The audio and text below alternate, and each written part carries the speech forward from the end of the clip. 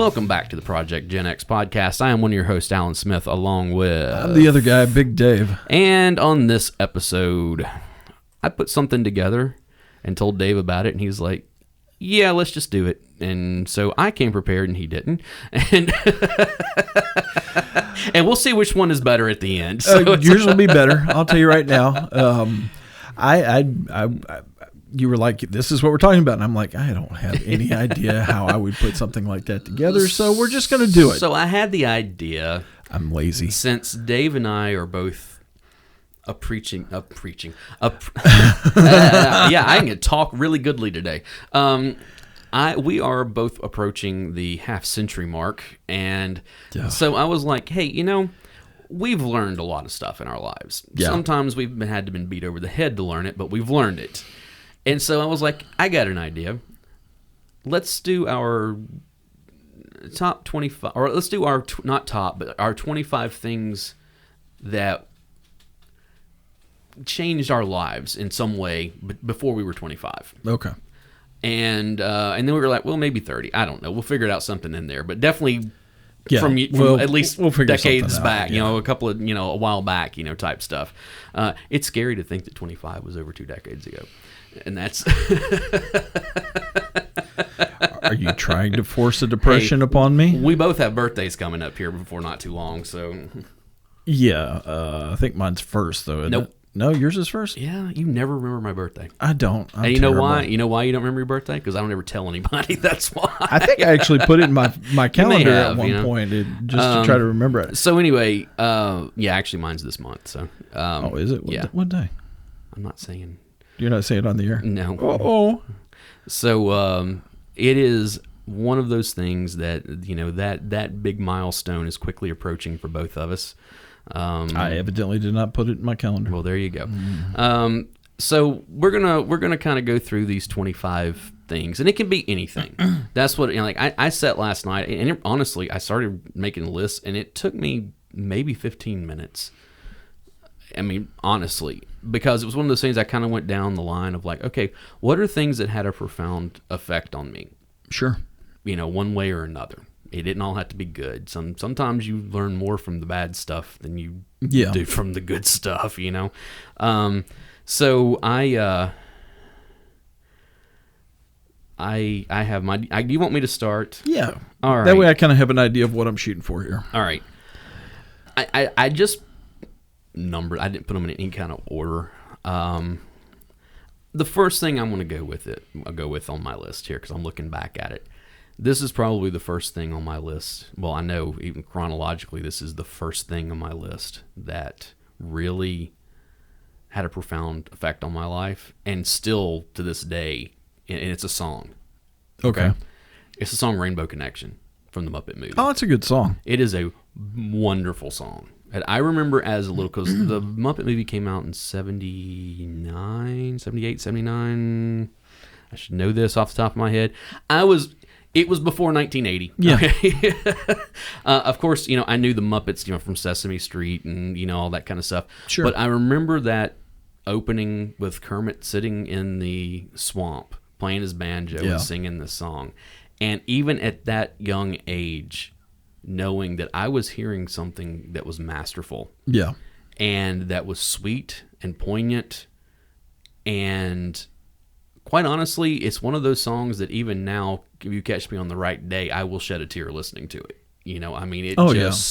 There's something about it, And it's one of those things that I have heard many renditions of it over the year, many different. One of my favorites being the Me First and the Gimme Gimmes doing their punk rock version of it, but I do still love that Kermit the Frog, where it's Jim Henson doing it, which is something that we'll never hear again. Yeah, I mean, obviously we can listen to the recordings and that kind of stuff, but it's also one of those things that if you ever just need a good cry, go on YouTube and look up Jim Henson's funeral. Yeah. Because Big Bird comes in. It's Carol Spinney in the Big Bird costume. Yeah. Comes in and sings that song. And I'm telling you, the strongest men in the world will not make it through that song without sobbing. So I've watched it once, and that was enough for me. I know. I'm kind of like, this is one of those things you put back in the box, and if I just have to have something to give me a good cry, this is what I go to. Yeah. So that's my first one, is the Rainbow Connection. So. All right, let's kind of see where we're going with this. So my first one will probably be, of course, I've talked about I've moved around quite a bit. And this is before we had ever moved anywhere. We were still living in Kentucky, and one year for Christmas, my grandmother, my mom's mom, gave me my first drum kit. Nice. Now it was one of those, little. You'd get it at Sears. Oh yeah, I know what you're talking about. It's like a first year or something like what that. It's called, but yeah. But it's it had like a little snare drum, and it had a kick drum, and it had a couple toms, and it had like some tin cymbals and all that. But yeah, I know exactly what you're talking about. And it was like this psychedelic, like pink and purple swirl type thing, and I was hooked. I was hooked instantly. I played those things until the heads broke on them, and they had it so you could pull the rims off, and you could order new heads. But what they did is they put a piece of cardboard there and then masking taped over them and built them up stronger. So they had no tone whatsoever, but they lasted because, well, let's admit it, I'm a bit of a heavy hitter. You do hit hard on the drums. It's not like I'm really trying. It just kind of happens. So... yeah, that first drum kit, man, I had that thing forever. I played it forever. I wish I knew where it was at now. Yeah, there are definitely some stuff like that on my own where I'm like, I wish I knew where it was now, In that same vein, sure. One of the things I have on here is guitar. Okay. Because I didn't start playing guitar until I was like 15. It was a... So when I was 15, that would have been like 1989. Okay. Yeah. Yeah, it was 1989. And, of course, the hair bands were huge at the time and that kind of stuff, And that was a lot to do with it, like seeing all those music videos and watching MTV and being like, no, I want to do what those guys do and, that kind of stuff. But also liking other stuff besides just the hair bands, and the other metal bands that I liked, the real metal bands, But it was one of those things that was a... You don't remember what kind of guitar it was? I do. I still have my guitar. I still have it. Oh, do you? It is a Gibson Epiphone acoustic. Oh, nice. First guitar. I still have it. Mid-'80s. Okay. Something like the Dreadnought, doesn't have the cutaway, that kind of stuff. Yeah. Still sounds great. I mean, it has sounded great from day one. I mean, I've had many people over the years kind of, hey, if you ever want to sell that guitar, I'm like, I'm never selling this guitar. This is the guitar I learned to play on. You know? Exactly. But it's one of those That's not the things, one that you play in the... No. Okay.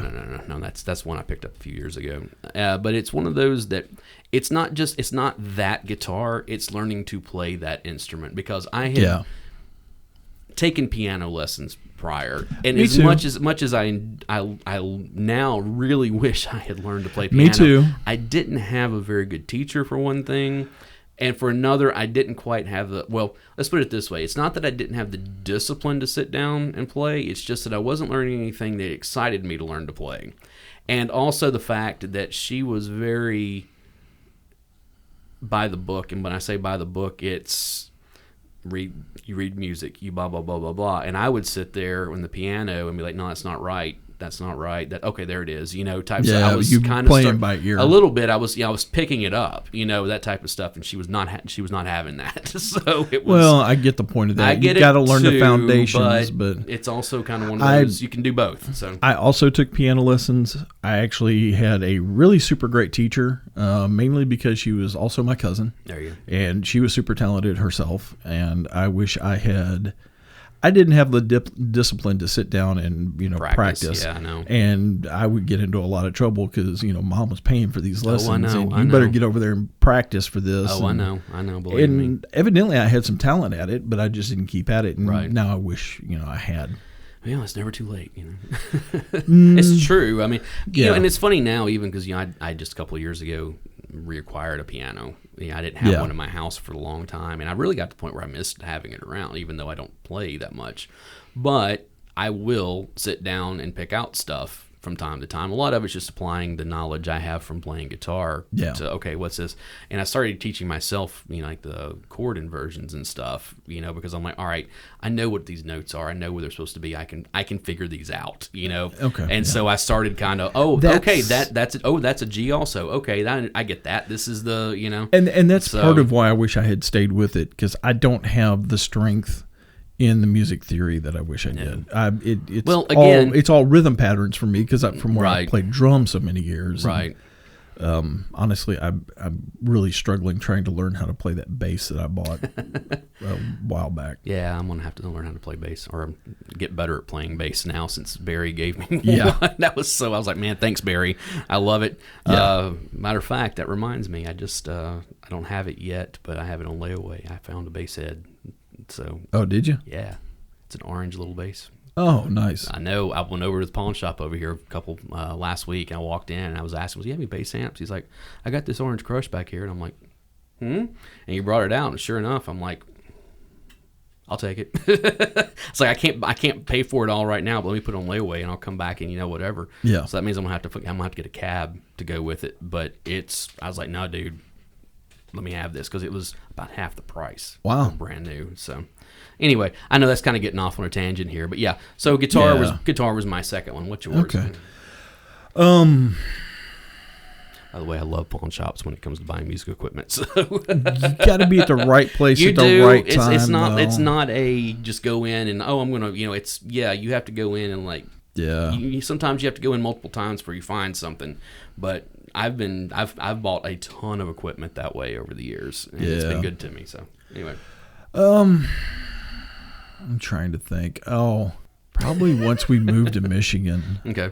And Dad bought our first gaming system, which was it was the Sears branded Atari 2600. Yep. And that definitely, having that Atari, and Dad would play with me. Yeah. Dad would actually, get down there. Mom would yell at him because we'd get down there and get to be, playing Pac-Man or Asteroids or something. And we'd lose track of time. And, he didn't do the chores around the house he was supposed to be doing or had promised her to do. Mm-hmm. Yeah. We found out that if you played Asteroids and got to a certain score level, it would flip the score back to 0. Mm-hmm. Mm-hmm. Yeah. Yeah. But we had Asteroids and Pac-Man and Frogger and Circus and all that stuff. Had, Missile Command. Missile Command. Yeah, all those. Those Atari 2600 games were magical. Yeah, back then. Now you go back and Joust. Joust. Yeah. Yar's Revenge was my game. I didn't have that one. I love Yar's Revenge. I can still kill on that game. So I didn't have that one. I toyed with putting the 2600 on here. I even toyed with putting the Nintendo, the NES. I never had Nintendo. Oh, I did, but I wound up going with something else that's still in the same line. I didn't go. I went from I went from the Atari 2600. And then when I got ready to go to Western, some friends threw a party and they bought me an Xbox. Nice. So I went from an Atari 2600 to an Xbox, and it's the original Xbox. It's the big, Xbox, right? Yeah. I loved that Xbox. That was the system that got me back into gaming. Yeah. Again, after I'd been out for a decade, probably close to it anyway. And honestly, I haven't bought another gaming system since my wife bought me a Nintendo Wii. Oh yeah, for a Christmas or something one year, and I think she was more excited about it than I was. So I know she loves playing. We've got a Switch here. I bought it for me, but Xander is pretty much taking it over. Yeah, it's like I don't get to touch it if he's here. So it's I know how that is. I went with something still video game related here. Okay, Pac-Man. I remember the first time I saw a Pac-Man machine. Sure. It was there used to be a Zare department store over here in Madison. Yeah, you were telling me about it. The middle of Madison. And I remember walking in there with my mom and dad and looking over and seeing this thing that was making noise. I was like, what is that? This is had to be 1980. It came out in 1980, so it had to be 80 or 81. So I'd have been 6 or 7 years old, somewhere. I want to say it was probably 80 because it was, and I remember seeing it and being like, what is that? And walking over and like seeing, because nobody was playing it, but they had the demo that would run, that runs and just being like, what is this? It's whoa, this looks so much better than the Atari 2600, and that type of stuff. Because the thing is the Ataris were out by then. It wasn't the first video game by any stretch of the imagination, but it was the first one I remember seeing. I remember seeing pinball machines and and always being told, "Oh, that's gambling," and because they were at one point. Well, and that's the reason why there until like the mid '70s. There were a lot of states in the U.S. where pinball was illegal because they saw it as it was a game of chance and this and blah blah blah blah blah.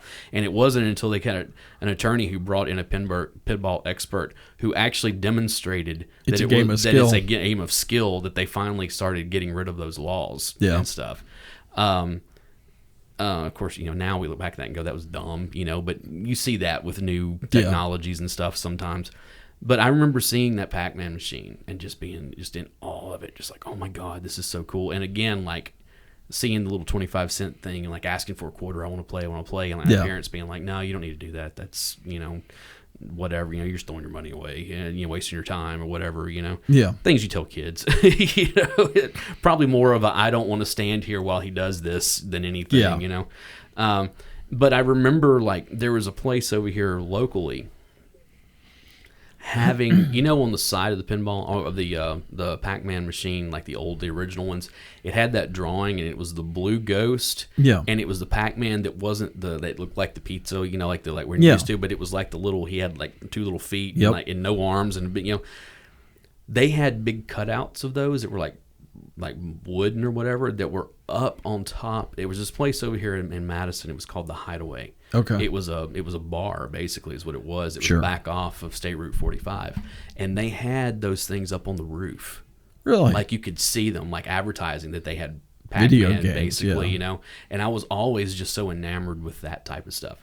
Now, again, this is not a video podcast, so you cannot see this, but I have Pac-Man tattoos. I think we posted those on Instagram. I think we may have. If you go to our Instagram, projectgenxpod, it's on there. You can see them. But I have Pac-Man tattoo. Yeah. Tattoos, I should say, because I have Pac-Man and all 4 ghosts. Yeah. So it's one of those things that Pac-Man has for 41 years now. It came out in 1980, so we're in 2021 now. So going on 41 years has been a part of my life. It's still one of those things. If I go into some place and they've got a Pac-Man machine, I'm probably going to go play. Yeah. Well, my favorite was always the cafe style. Oh yeah. Like they had at Pizza Hut, down. where you sit down. You put your drink on the thing and sit there and play and. Yeah, those are cocktails. That's what they're called, cocktail machines. Yeah. And I'll make that one because Pizza Hut was a big thing. Pizza Hut was a big deal because the Pizza Hut in Kentucky had one of the best jukeboxes I've ever seen. Yeah, and that's the thing. Pizza Hut always had a jukebox, and they always had the cocktail, some kind of. It was usually Pac-Man, but sometimes it might have been Galaga or I remember they had Dig Dug. I remember playing that one. The one that they had in Kentucky, the one that I used to go to, it had Pac-Man and is it Galaga? Galaga. Yeah. On the machine, you could pick one or the other. Which I remember when they started doing that. Yeah. Super cool. So I grew up. I loved that. For me, that was like big time as a kid. Being able to go to Pizza Hut. Especially if you were able to get the personal pan pizza, that was a big deal. Oh, I know. Is this your number 3? Yeah, this is I guess it's number 3. Yeah, this is number 3 for me. All right. That Pizza Hut. Yeah, Pizza Hut. Going to Pizza Hut, doing the art. You know what can go along with that? What's that? Showbiz Pizza. See, we never had a Showbiz. Oh, really? Okay. We were always small town. Okay. It wasn't until we moved to Nashville that we'd even, heard of Showbiz or Chuck E. Cheese. Right. Well, we'd seen the commercials for them on TV, but it was like, that's like 3 hours away. Yeah, I get that. So, Pizza Hut was the big thing for us because they had, they always had a great jukebox and they always had the video games and personal, it was awesome. Mm-hmm. Yeah, that's especially when you're a kid, man. Oh yeah, pizza was always like, even not if you were ordering. No, I'm going to admit, even as an almost 50-year-old fat guy. But when you're a kid though, yeah. Hey, we're going to order pizza tonight. That's the greatest thing ever. Yeah. Oh, we're going to get pizza. And it's just, we're going to get a movie. We're going to do blah blah blah or whatever. It's just. Oh, that was the other thing. The video store. The video store, and I don't have video stores on here or anything. I probably should, but I just didn't. My next one. This one's going to be a little different. I'll say it. Her name was Allison, okay? This goes back to kindergarten. Okay. Honestly, I can't tell you anything. I don't know. I do not remember her last name, anything, okay? But she was the prettiest girl in our class, blonde hair, blue eyes, all the boys liked her and all this kind of stuff. And I just had the biggest crush on her. I mean, the biggest crush on her. And back then, when you're that age, it's kind of one of those things where you're just like, you're my girlfriend, and yeah. Except for the fact she was like, no, I'm not. And I was like, yeah, you are. And she's like, no, I'm not. And she's like, Frankie's my boyfriend. Yeah. Who was one of my friends, And that kind of was that first... What? Yeah. Type thing. And, all these years later. And honestly, I have no idea what happened to her after kindergarten. I mean, it's just... Well, but I had one of those, except it was third grade, and her name was Rebecca, and she was... had brown hair, and I can't remember her last name, but right. I was out on the playground, and one day she just walked up and started holding my hand, and I was like... Okay. It's like, okay, I dig this. Yeah, but this was one of those, like, and there's actually more to this story. Yeah. Because it was, okay, Allison doesn't like me. Everybody else has a girlfriend, or, or in my estimation, everybody else has a girlfriend. What's going on here? So I finally did get a girlfriend in kindergarten. I'm not going to say her name because I don't know who's listening here and there and that kind of stuff. And again, I would say that I've not seen her since kindergarten, except I have one time. Uh-oh. And it was when I was a senior in high school, and it was one of those things where we showed up at the same time, and it was like mutual friend. We were working on a project. Yeah. She showed up, and I was like, what'd you say your name was again? Where did you go to kindergarten? Oh, I went to...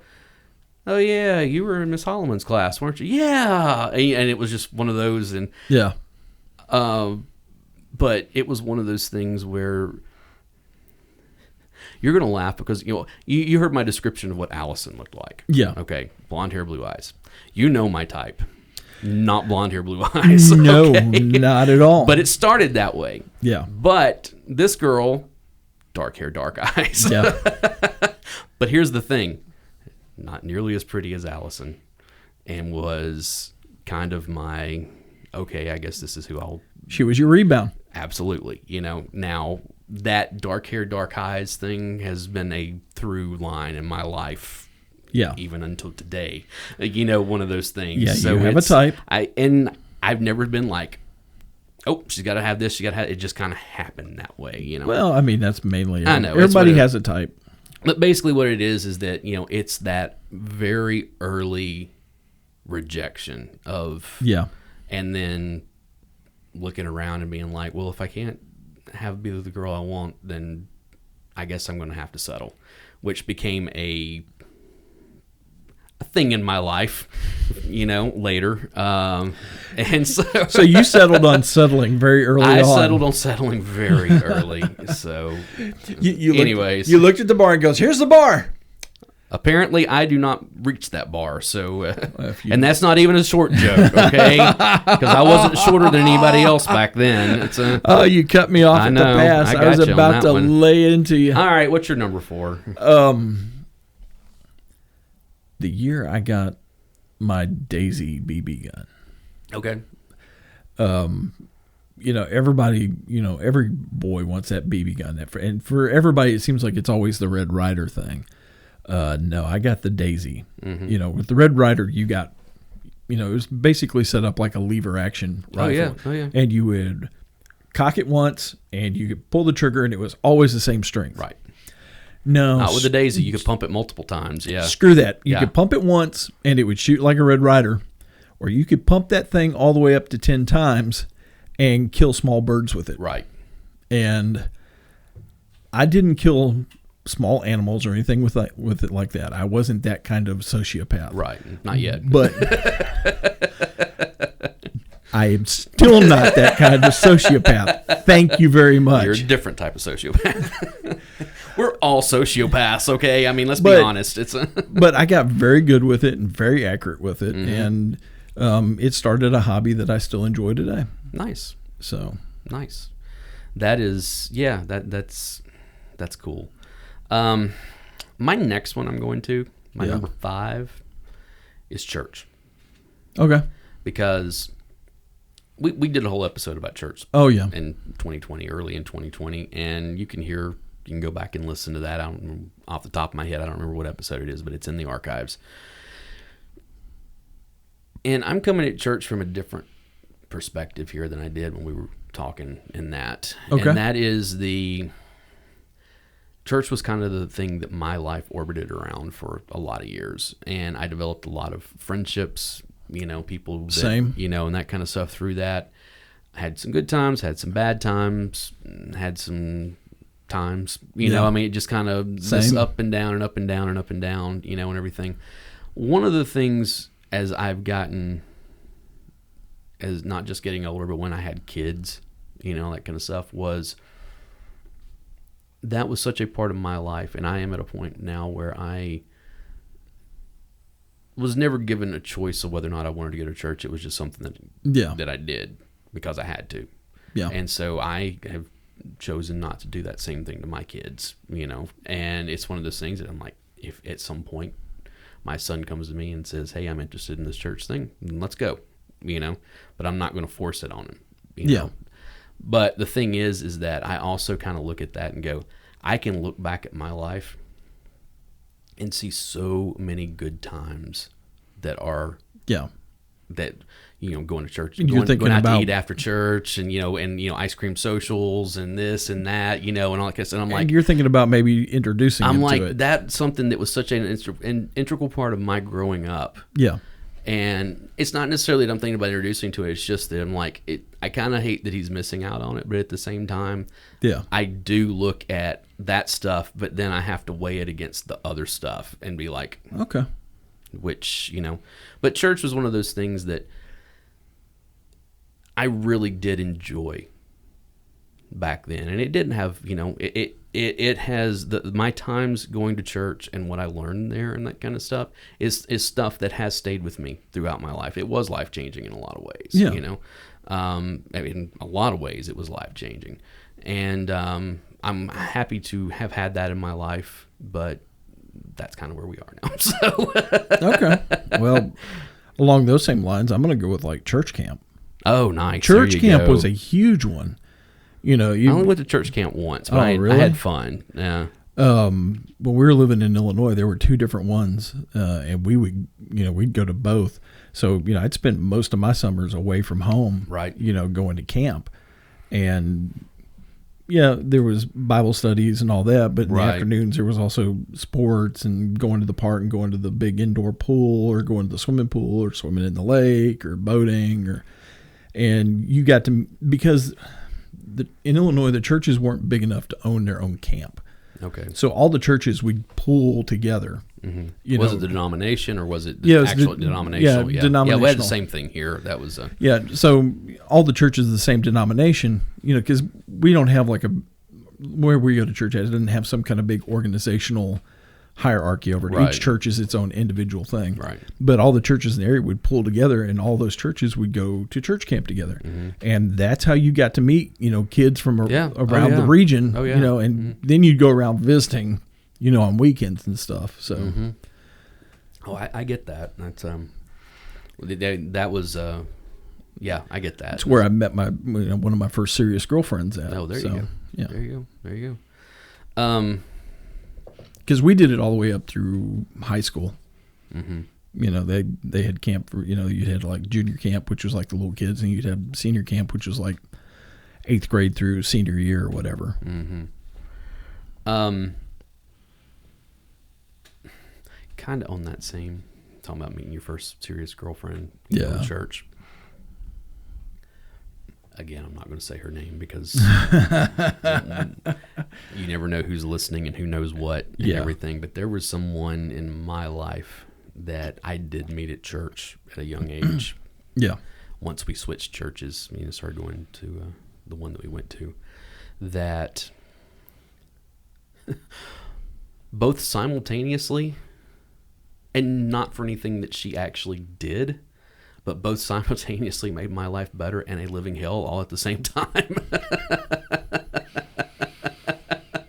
Not the same girlfriend, but I've dated one of those. Yeah, well, that's the thing. We never dated. That's the thing. Oh. It was that situation, Okay, yeah. Because it was one of those things that I was always, always, always happy to see her. It was just like, hey, maybe this is the time I can, get in, make some kind of headway here or whatever. And it was always, we're just friends, right? Oh, no. From an early age. You got friend zoned hard. Right off the bat. And it was one of those, but it was funny because she was kind of the one that I held up as the template for, for years and years. I'm putting that in here, and I'm putting it under the header of longing, okay? Because we all have those, for anything. It doesn't necessarily have to be a relationship. It can be anything whatsoever. A better job, of that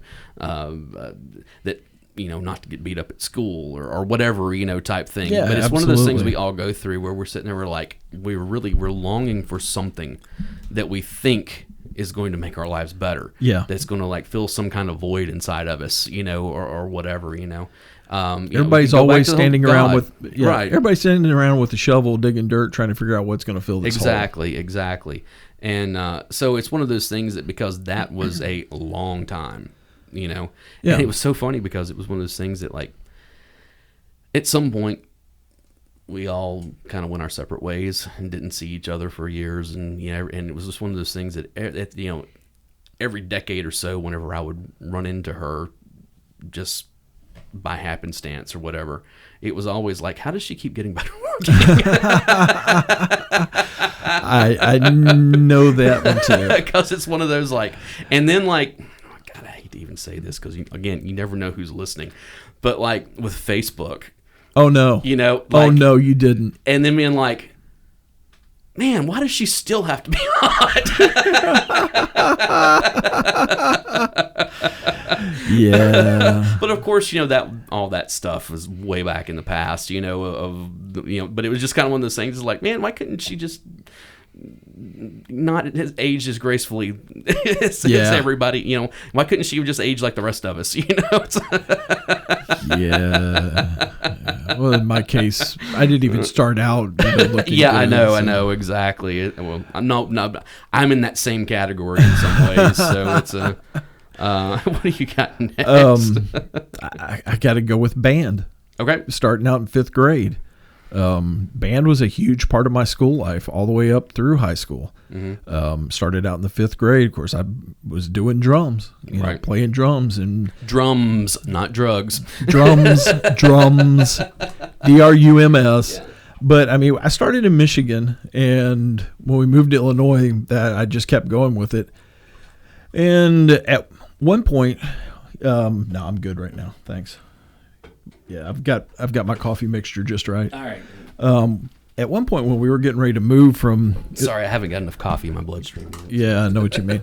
That's my line, pal. Yeah, anyway. When we were getting ready to move from Illinois to Tennessee, mm-hmm.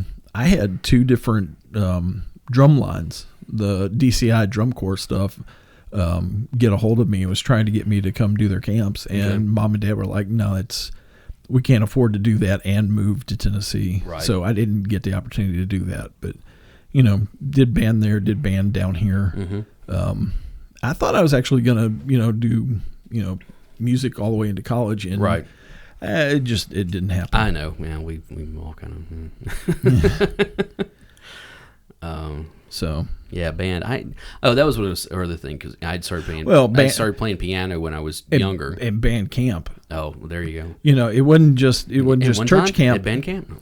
Oh no, that movie has so screwed up some things, and at some point also has no idea what they're talking about because it was. Yeah. Anyway. But I wasn't just doing church camp. I was seen also you band nerds, so it's. I've also was doing band camp at the same time. Right. So. Yeah, no, I was in band for like a year. Okay. What'd you play? 5th or 6th grade. I can't remember. I think it was 6th grade. I played trumpet. Oh, okay. And then when the next year rolled around, I was like, I'm not. That actually explains a whole lot about you. The fact that you started out as a trumpet player. Yeah, because I'm full of hot air. Yeah, I get it. So no, you don't understand. You didn't stay in band, so you don't understand. Okay. There's a type with trumpet players. I got you. So yeah, I wanted to play drums, but my parents were like, no, because they didn't want to hear the drums, you know. And so it was one of those things. I wound up settling on trumpet, and it wasn't something I was really that interested in after a while, you know. So I got out of it. So that thing is can hear it. That is not something burning in the background. It's the coffee pot making noises. I think I've got a little bit of coffee down on the bottom of it. So I'm trying to look at this stuff that I have written down here and try to do it in alphabetical order. Alphabetical? Or not alphabetical, but like chronological order. I'm kind of bouncing around a little bit. Yeah, I guarantee I will in a little bit. But some of this stuff is like, okay. One of them that I'm going to do here, because it does go back to when I was a kid. When I was in kindergarten. Kindergarten? Uh-huh. What year was that? 1978, 79. This is probably going to be the same one for both of us. No. You know what? I actually don't have that on here. Are you really? I'm not even joking. Okay. I know what it, yeah. I know that sounds odd, but it just isn't. Okay, well, it might be 26, you know. Okay. Well, hit me then. What do you got? Alabama football. University of Alabama football. All right. When I was a kid, like, I have family that lives in northern Alabama. You know this. Absolutely. They're not from there. My aunt and uncle moved down there because he got a job working he worked for NASA for a while when they were developing the space shuttle. Type stuff. Yeah. Nice. And it's one of those things that it's twofold here. Okay. So he's kind of in the Huntsville area then. Yeah, that's where all. He's outside of Huntsville. Yeah. I've got my wife has family down that direction too. Yeah. That's all, dude. Huntsville, all it is NASA and defense contractors. That's pretty much it. Well, that's that's what I think that's what the wife's cousin is in. But and apparently the FBI is moving in there too. Like they're putting headquarters down there. Yeah. So. We actually don't know what he does because we've been told that he can't tell us. I've run across that a few times. I've actually had a couple I've had family members both on my side of the family and her side of the family tell us that. So anyways, this one is Alabama football, University of Alabama football, Crimson Tide. Okay. This one's twofold. One of them is the fact that when I was a kid, and we're talking about Stallings era, right? No, this is going back. This was like starting when Bear Bryant was there. Like the last few years. The great Kentucky football coach. Yeah. I could say the great Duke coach also because he was at Duke for a while. Yeah. Or Texas A&M. Well, he was there also. Well, he left Kentucky to go to A&M. Right. And in fact, if him and Rupp had been able to get along, we wouldn't be talking about A&M or Alabama. Well, too bad you guys were college, where was it, basketball? Yeah. School instead of a football school. With Kentucky's record this year, we're not any of them. Yeah. Well, hey, you guys won the bowl this year, you know. Yeah, we won the bowl, but Kentucky basketball's it's not 3 and 6. 3 and when 6. When we left Buffalo Wild Wings a while ago, they were winning to maybe go to 4 and 6. No, you just jinxed us. We're not beating Florida now. Anyway, I hate the Gators. So Alabama football is twofold. One of them is the fact that my aunt and uncle would get me Alabama stuff, like shirts. There is a picture of me standing in my front yard when I'm like 6 or 7 years old and I'm wearing an Alabama t-shirt, you know, for anybody who doubts that I've been an Alabama fan forever, you know. But it's one of those things that also, one of the reasons that I liked them was because their mascot is the elephant. And, Okay. you know, when you're a kid, you like elephants. It's like, no, I like those guys. You know? Okay. But the other thing that got me into loving Alabama football so much was the show BJ and the Bear. You remember that television show? Yeah, I totally remember that show. Okay, you know, for those of you who don't remember, BJ and the Bear was about this guy who was a trucker. Yeah. And, you know, and he was always hauling stuff. You know. Well, that was the 70s and early 80s. Right. There were all those trucker shows. T-shows. But he had TV a chimpanzee named the Bear. Yeah. And he was named after Paul Bear Bryant. Yeah. Like, that was a thing in the show. Like, that was like, so I like elephants. Yeah. I like monkeys. And so I love that show, you know, so it was like, okay. But it was funny because, like, when, of course, now it's one of those, Alabama football has been dominant for ever since, you know, Saban's been there. But, you know, there were a lot of lean years in there. You know, we talked about Stallings. Yeah. When Stallings won the national title in 92, that was, I mean, I had graduated high school that year. Yeah. I mean, it was just one of those things where it was like, oh, well, plus the fact the Cowboys won the Super Bowl that year, and Cowboys were my favorite pro team from all the time. I know.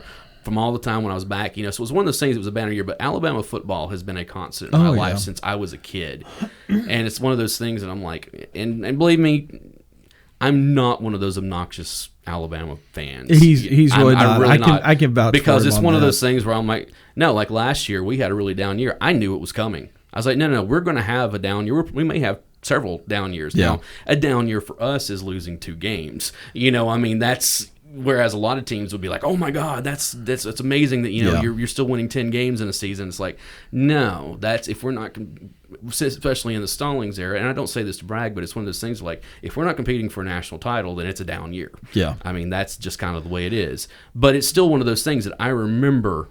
Yeah, those victories in games that was like, we're not going to the SEC championship, let alone contending for a national title, you know, type stuff. But still beating Auburn or still beating UT or any whoever it was that we were playing, Oklahoma or somebody like that, you know. So, well, you know, and I grew up a Wildcats fan, Kentucky Wildcats, and it's not anything that like changed my life. It's just something that's always been there. Right. I mean, if it's basketball season, we're watching Kentucky basketball. You know, I mean, it was just part of life. Yeah. And it's always been that way. And some of my best memories, I guess this would be one of them. Right. You know, because I lost Dad. Right. It'll be 5 years coming up in June. But some of my favorite memories is during my birthdays, usually during the tournament. Right. And we'd always show up over at Mom and Dad's house to do dinner. And Mom wouldn't even set our places at the table. It would be, she would set them up in the living room on some TV trays. And that was the only time that we were allowed to eat in the den. Right. And it was me and Dad, and it was so we could go in there and watch basketball tournament during my birthday. Right. You know, and that's okay. So yeah. Yeah, you get. I miss that actually. I know. You know, that was one of the things I was going to say is that that was watching Alabama football was one of the things that when you're going through that difficult time in your teen and in my case until you're in your early 40s problems with your dad that kind of stuff. Oh yeah, that was always the thing that we would watch the games together. Yeah, where's Dad still he's still with us and we'll watch the game on Monday. Probably over. I know we'll be at his house watching it. Yeah, but it's just kind of one of those things. What we do, we watch football game. We watch Alabama together. So I get that. I get what you're saying, talking about, so dad. On that same thing, my next one, my number 2, 4, 6, 7, my number 8 is basketball. Yeah, oh yeah. Now, I know that that's weird, especially for a 5'8" white kid. That, but I'll be nice. Yeah, I know. But it's one of those things that, like, when I was a teenager especially, I got to where I loved basketball. And I mean playing basketball. I've talked about this before, I think, where we had switched churches and they had a gym and we would play like every Thursday night. And then after a while, like I had been there for about a year or so, we got to where we were playing like, okay, we play on Thursday nights, but we're playing in a league on Friday nights. Yeah. And then we got to where we're like, hey, why don't we play on Monday nights too? So we were playing Monday, Thursday, and Friday, and then sometimes I would just get a call on a random Tuesday. The guy's like, hey, we're over at the gym if you want to come play. So I was playing basketball all the time. I lost a ton of weight when I was a junior in high school because of that one. And a lot of it had to do with the playing basketball so much.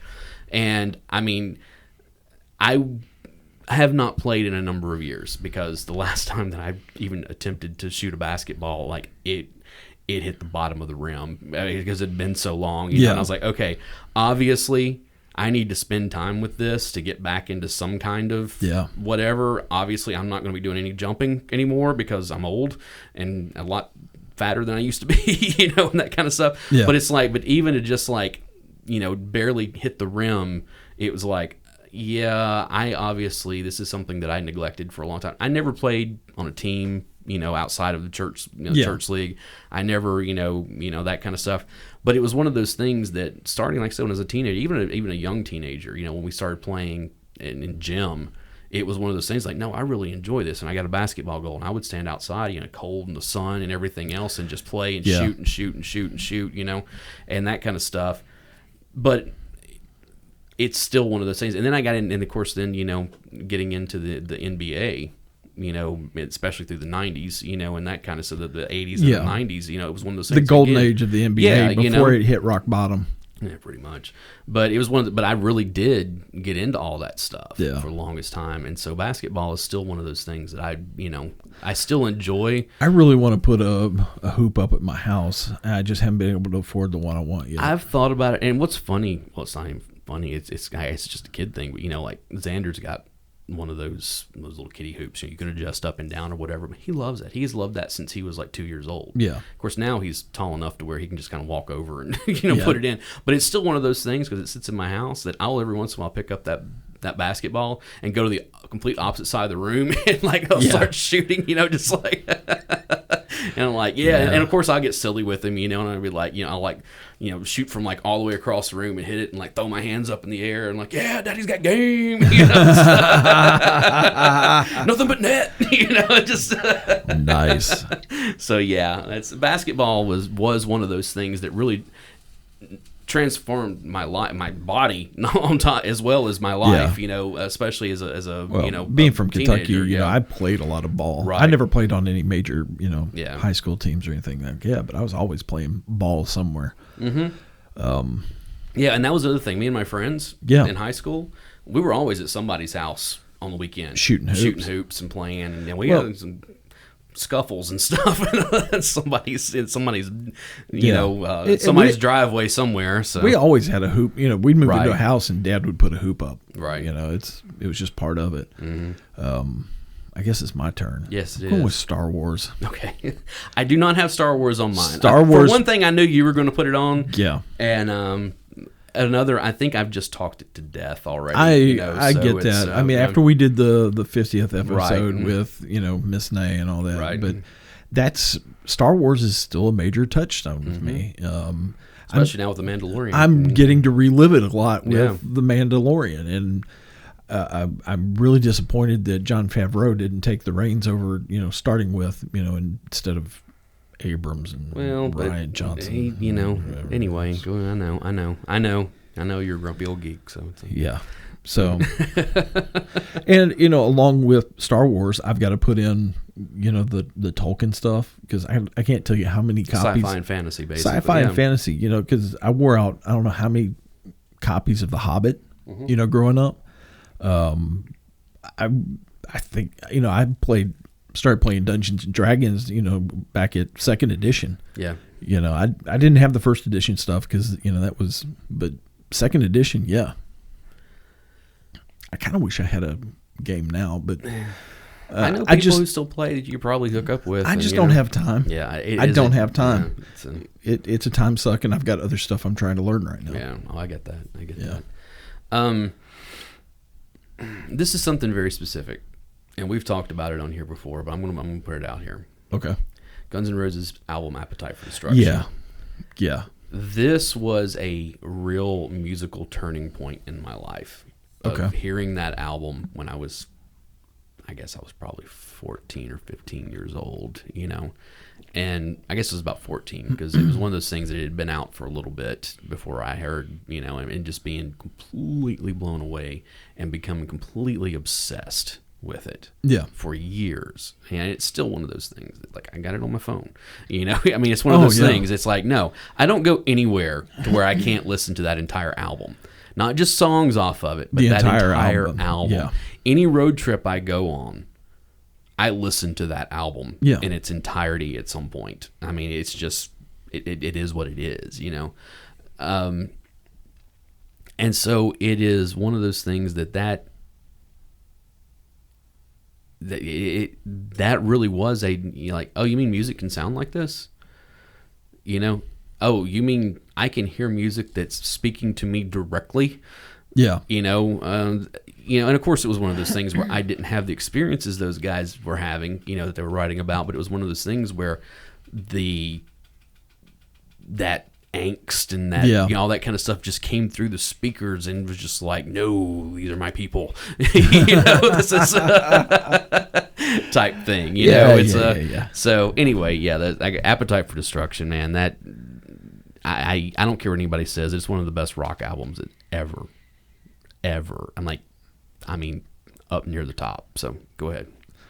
Well, since we're going to talk about music, and I've already talked about this on a previous show, my dad's brother was a big influence over the music that I listened to and all that. And I still have these cassettes. One year for Christmas, he had bought one. You remember the big TDK, the suitcase of cassettes. You know, I forget how many was in it. It was like, it was like 12 or something like that. It was more than that. It was like 16 or 18 or something like that. And he had gone through and taken the time and the trouble to like copy a bunch of his music, you know, albums, full albums. And, you know, this is where I was introduced to things like Jethro Tull and Steely Dan. A lot of classic rock. A lot of classic rock. And that, like I said, I still have those cassettes. And every once in a while I'll pull them out, you know, and still listen to them. And that, a lot of that still influences a lot of the music that I listen to. That, I understand that completely. That's, that actually reminds me of something. I'm actually making a quick edit on the fly here of my thing. Panama City, 1983. Okay. I was 9 years old. I've talked about this before. Yeah. We took a family vacation down there. It was me and my mom and dad, and then my aunt and uncle and my cousin David. Okay. And we went to Panama City. First time I'd ever been to Florida. We stayed on the beach. I mean, like literally, we stayed on a hotel on the beach, you know, nice. Kind of stuff. Yeah. I kind of remember us being on the ground floor and being able to like walk right out the back, like, and down to the beach, you know, not having to go down the elevator and all that kind of stuff, you know, and just absolutely thinking this is the greatest thing ever. But what really set the whole thing off is the fact that, of course, you know, it's Panama City. It's the summer. Sure. It's the summertime. And there are teenagers everywhere. There's, you know, that kind of stuff. So there's music being played everywhere. Yeah. And hearing Michael Jackson's Thriller album for the first time. I've always said that was the Michael Jackson with Thriller, you know, especially with Beat It, the song Beat It, was that moment in my life where it was like, oh, you mean there's other music besides country and gospel? Yeah. That I can listen to, that I can like, that's mine. That's going back to that's that same uncle. Yeah. He gave me Michael Jackson's Thriller and was like, open it up. And he's like, okay, you need to listen to this song. And the reason this song's important is because the guitar player who plays the solo on it is Eddie Van Halen. Right. From the band Van Halen. And you need to know who this is. Right. But that whole album, it was like, wow. Oh, yeah, I know. And that's, you know, that was my awakening to music, you know, other music besides what I had listened to previously in my life, you know. And it wasn't just that, it was also just the trip to Florida. This is so awesome. I've never been here before. There's a beach. I've never been to the beach before. Yeah. This, you know, boardwalk and the little like amusement area park areas and stuff like that, and this and that. And it was just like this whole like, oh, there is a whole other world outside of where I live, and the fact that I go to church and school within a half a mile of where I live, and that pretty much, and my grandparents live about a half mile the other way, and my other grandparents live about a mile and a half in a different direction. And so my entire world kind of revolved around about, 2 square miles. And then all of a sudden I'm like hundreds of miles away. Wow, there's a whole world out here, So there was a whole lot more than just the Michael Jackson. But yeah, that was a big, this is awesome. So I can't believe I didn't write that down here to begin with, because I got something else that's similar. I can actually kind of go along the same line, so I'll just go along the same lines you did. Okay. Because we moved around a lot, we didn't do vacations. We went back home. Going back home to Kentucky was the vacation. Right. If you got vacation time off, you went back home to Kentucky to see family and friends, which was great. Right. And, every summer we'd always take a trip to Opryland, and spend a day or maybe 2 at Opryland. So it wasn't until my freshman year in high school in Illinois, we did a band trip to Myrtle Beach, South Carolina, right, to go be in a parade down there. And that was the first time I had ever seen the ocean. And we're talking about, 90, I guess, 90, 91. There was still an element of Miami Vice in the air. Oh, yeah. That Miami in the 80s was an interesting place to be. But, we're talking about Myrtle Beach, South Carolina. And, we had a banquet night or something. Right. And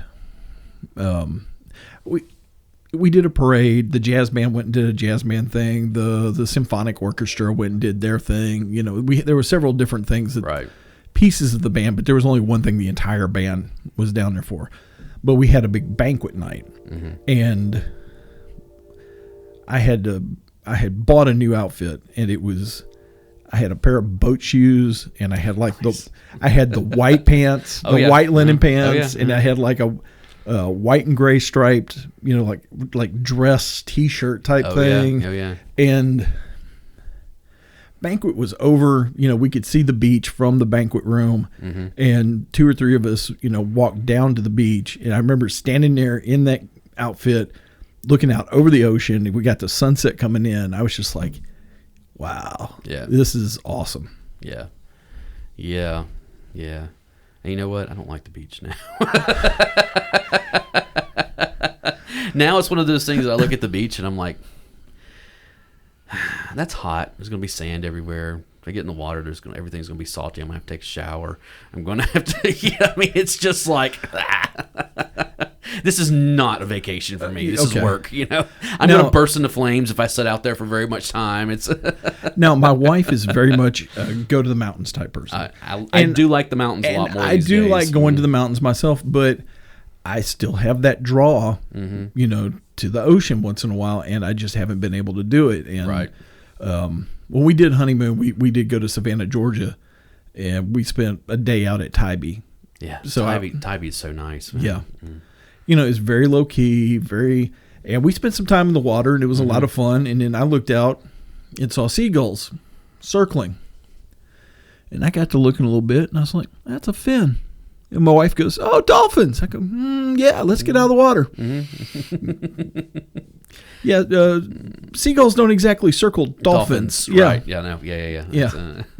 Yeah, I got that. And she was like, sharks? You think that's sharks? I come, I'm not going to take any chances. Right. Yeah, I'm pretty sure that's sharks. Yeah. I get that a lot. So yeah. But yeah, the first time seeing the ocean was kind of crazy. Yeah. No, I remember because I was kind of scared because this was post Jaws. Yeah. Now, granted, this was, 83 was several years past Jaws, but I was still a kid, so it was one of those things that like I was still thinking Jaws, that it's, there's sharks out there. And I remember my parents being like, they're not, no, that's just a movie. That's, it's. My honeymoon says otherwise. That kind of stuff. So, yeah. So we're up to number 11 now.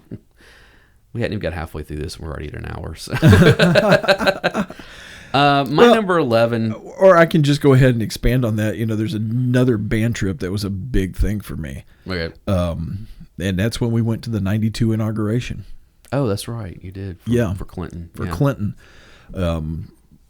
As a band, we got invited to come up and be one of the bands that were participating in the activities, and we did a concert on the steps of Congress, and we did a concert in the old post office, which had been turned into a big mall. But then I remember going over what? I know.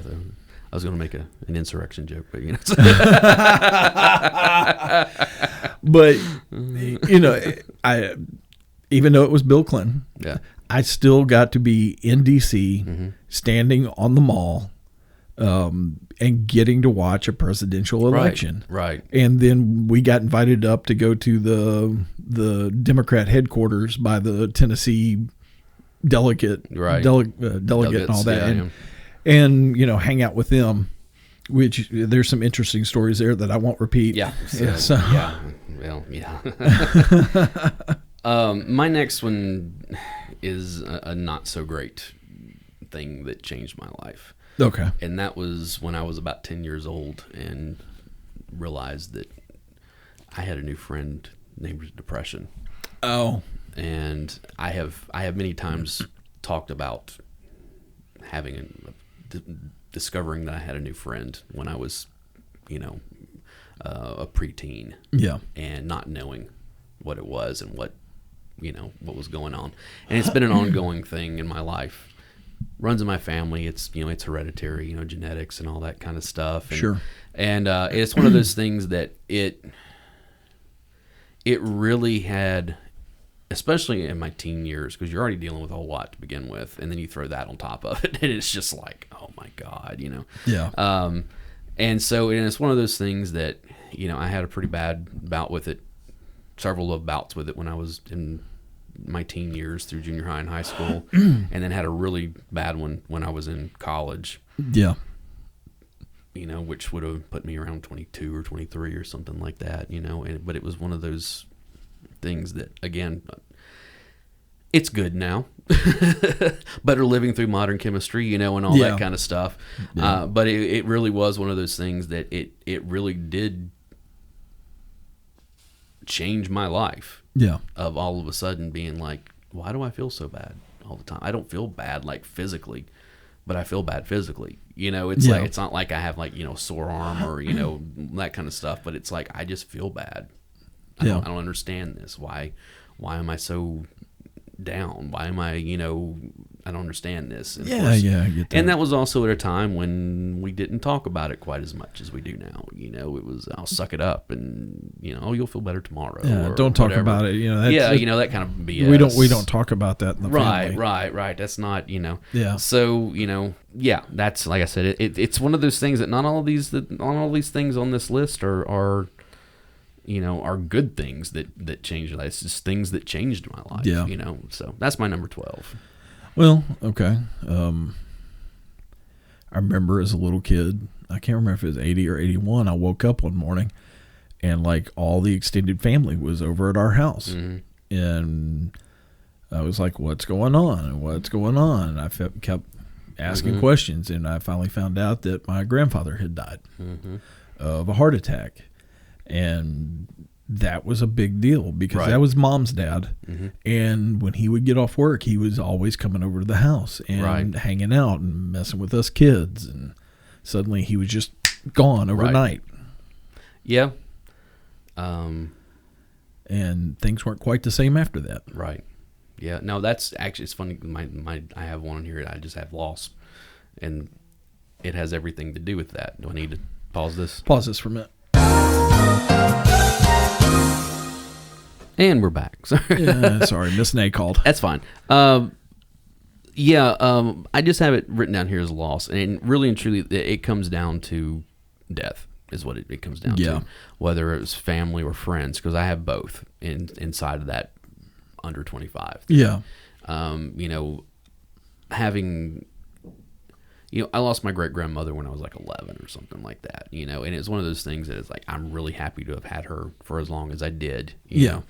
And then it was a long time before we lost anybody else, but our family got hit pretty hard inside of a year, and I lost 2 grandparents, an uncle, and a cousin, all inside of a year. And then the capper on that was that within a year of my grandmother, my mom's mom, died in 96. Within a year of that, Melissa Gibson died. Oh. And Melissa Gibson, for those you don't know, was she was one of the teachers of Ball State. She was one of the music teachers. She was one of the music teachers, and I loved her to death. We were all friends. did. We were friends outside. I mean, well, you were friends with her outside. I was friends with her outside. I mean, like, I partied with her. Yeah. And not any there wasn't nothing, but it was one of those like seriously like a couple of months before she died, I went on a trip with her and some other people to New Orleans and just had a blast for 4 days. She was always showing up for karaoke over at the Mexican restaurant. She was always showing up for everything. I mean, that was the whole thing. And she's the one, like, I had her for voice lessons and that kind of stuff. I really learned how to sing under her. And that kind of stuff. So, and like I said, she was a friend. She was someone that I talked to whenever school wasn't in session, when I didn't have her for class, when I didn't, it was one of those things like, hey, I'm over, I'm going to stop in and see Melissa, type stuff. And so that one, as bad as the other ones were, it was one of those things where, other than my cousin was a little different, we knew that she didn't have a whole lot because she had a terminal disease, She was still pretty young. But it was one of those things where it's like, okay, you see this one coming eventually. The other ones they were all older. They're going to, I don't mean to be, when I say that, I don't mean it. It's one of those things that we all know that eventually we're all going to die. So again, it's one of those, they're older. It's going to happen at some point. You wanted to try to extend it for as long as possible. But, Melissa she was young. In her late 30s. I think she was like 37 or something when she died. And it was just like, no, this wasn't supposed to happen because we didn't have any clue. It just happened. And come to find out, she had been sick for a while and had told no one. Hardly, except for a few people on staff, and told no one else. And I'd known her at that point for 4 years, and she never said a word about it. And it was just, and then she was gone. And I'm just supposed to pick up my life and go on tomorrow? Like, what? I mean, that was a... no, I what get do you that. do, type thing. And it wasn't just me. There was a lot of people who were affected that same way, you know, and so it's just, loss is one of those things we all go through. I know you were talking about your dad coming up on 5 years, I just past year, my last grandparent, my grandmother died right after Christmas in 2019. And it was one of those things of like the realization of like, it's been a year. And it still doesn't seem right. You know, I'm sure like with you, every time I go to my parents' place, I always look through that window over to her side of the house and expect to see her sitting in the chair watching television, because that's what she was doing. And I do every time when I walk out that back door or walk in towards the back door, I look over there still. It's just, it's just one of those things. So, and loss is something we all go through. And how we deal with it is something completely different, and we'll come back to that later. So, what you got? Maybe not. Wow, it got heavy in here. Sorry, we can go into something. First car. Okay. First car. Having that freedom. That Even though it was a 1984 full-size Chevrolet Caprice Classic station wagon. Hey, there ain't nothing wrong with that, man. You can get like 80 people in there. You could. I found out we had a couple drive-in movies around the area, and I found out that a twin mattress would fit perfectly in the back of that station wagon. If you laid all the seats down so you could back the car in and put that mattress in and hang the speaker on it, and now you've got a comfortable place to lay and watch the movie. Nice. So I ended up putting a huge speaker system in that car. So I had it was basically a gray car, nondescript, and I had 200 watts and a couple of subwoofers in the back and a decent stereo system in it. And I would pull up at a stoplight and people would the lowriders were huge, Right. Around here at that point. And I would pull up and they would be like, turn their stereo up. I was like, no. And I'd turn mine up. And there were a couple times I got guys to roll their windows up because they couldn't hear their stuff over mine. Nice. Because I've always kind of been a tech geek. Yeah, anyway. I know. My next one, what number are we up to? 1, 2, 3, 4, 5, 6, 7, 8, 9, 10, 12. Okay, so we're up to 13 now. So we're on the back side now. I'm running out of stuff. Yeah, I'm not. I still have a bunch of stuff here. Yeah. Ellen Reynolds. You don't know who that is. She was my. You don't know who she is. She was my high school English teacher. Okay. It's still like now because she insists that we call her Ellen because we're like she's on Facebook and all that kind of stuff, and I'm like no, you're Miss Reynolds. You will always be Miss Reynolds. Okay, this is I don't care how old I am. We can't have you're that. always going to be Miss Reynolds. Okay, this is a. But I say that because it was one of those things that when she came to our school, she was.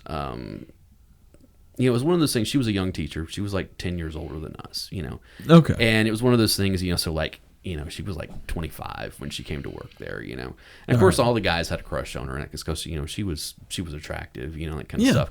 But it was more than that for me. It was the fact, first off, that she didn't take any of my crap that I was, trying to dish out, Yeah. And the other thing is that one day I was getting ready to leave school. I was getting ready to leave class after we had turned in a writing assignment. Yeah. She's like, Alan, can I talk to you for a minute?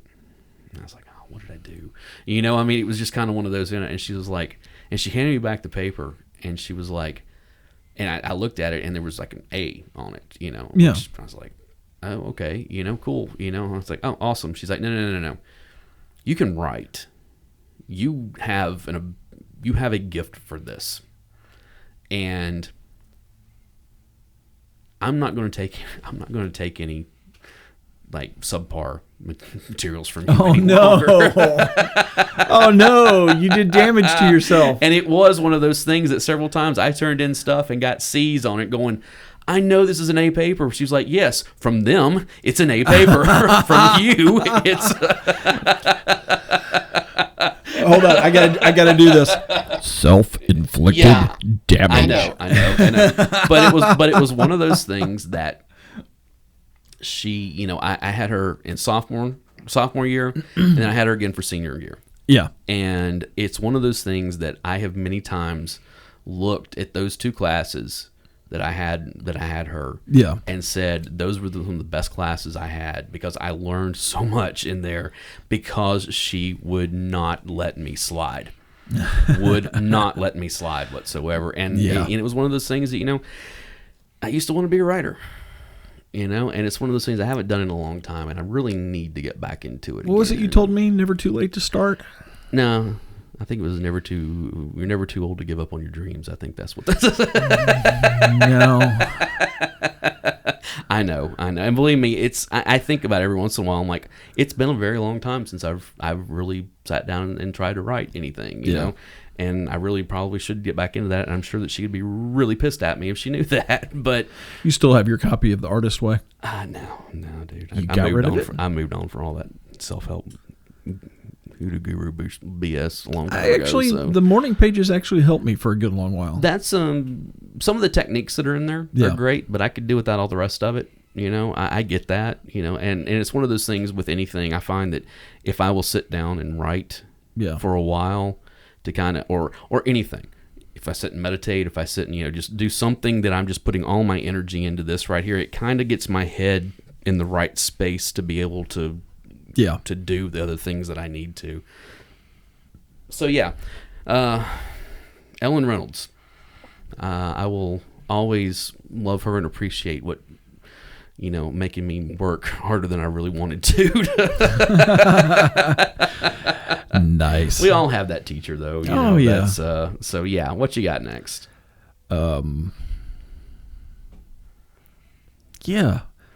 First time I ever found myself on the radio in college. Oh, okay. Yeah, I give you that. And I was trained by the trainer's trainer, mm-hmm.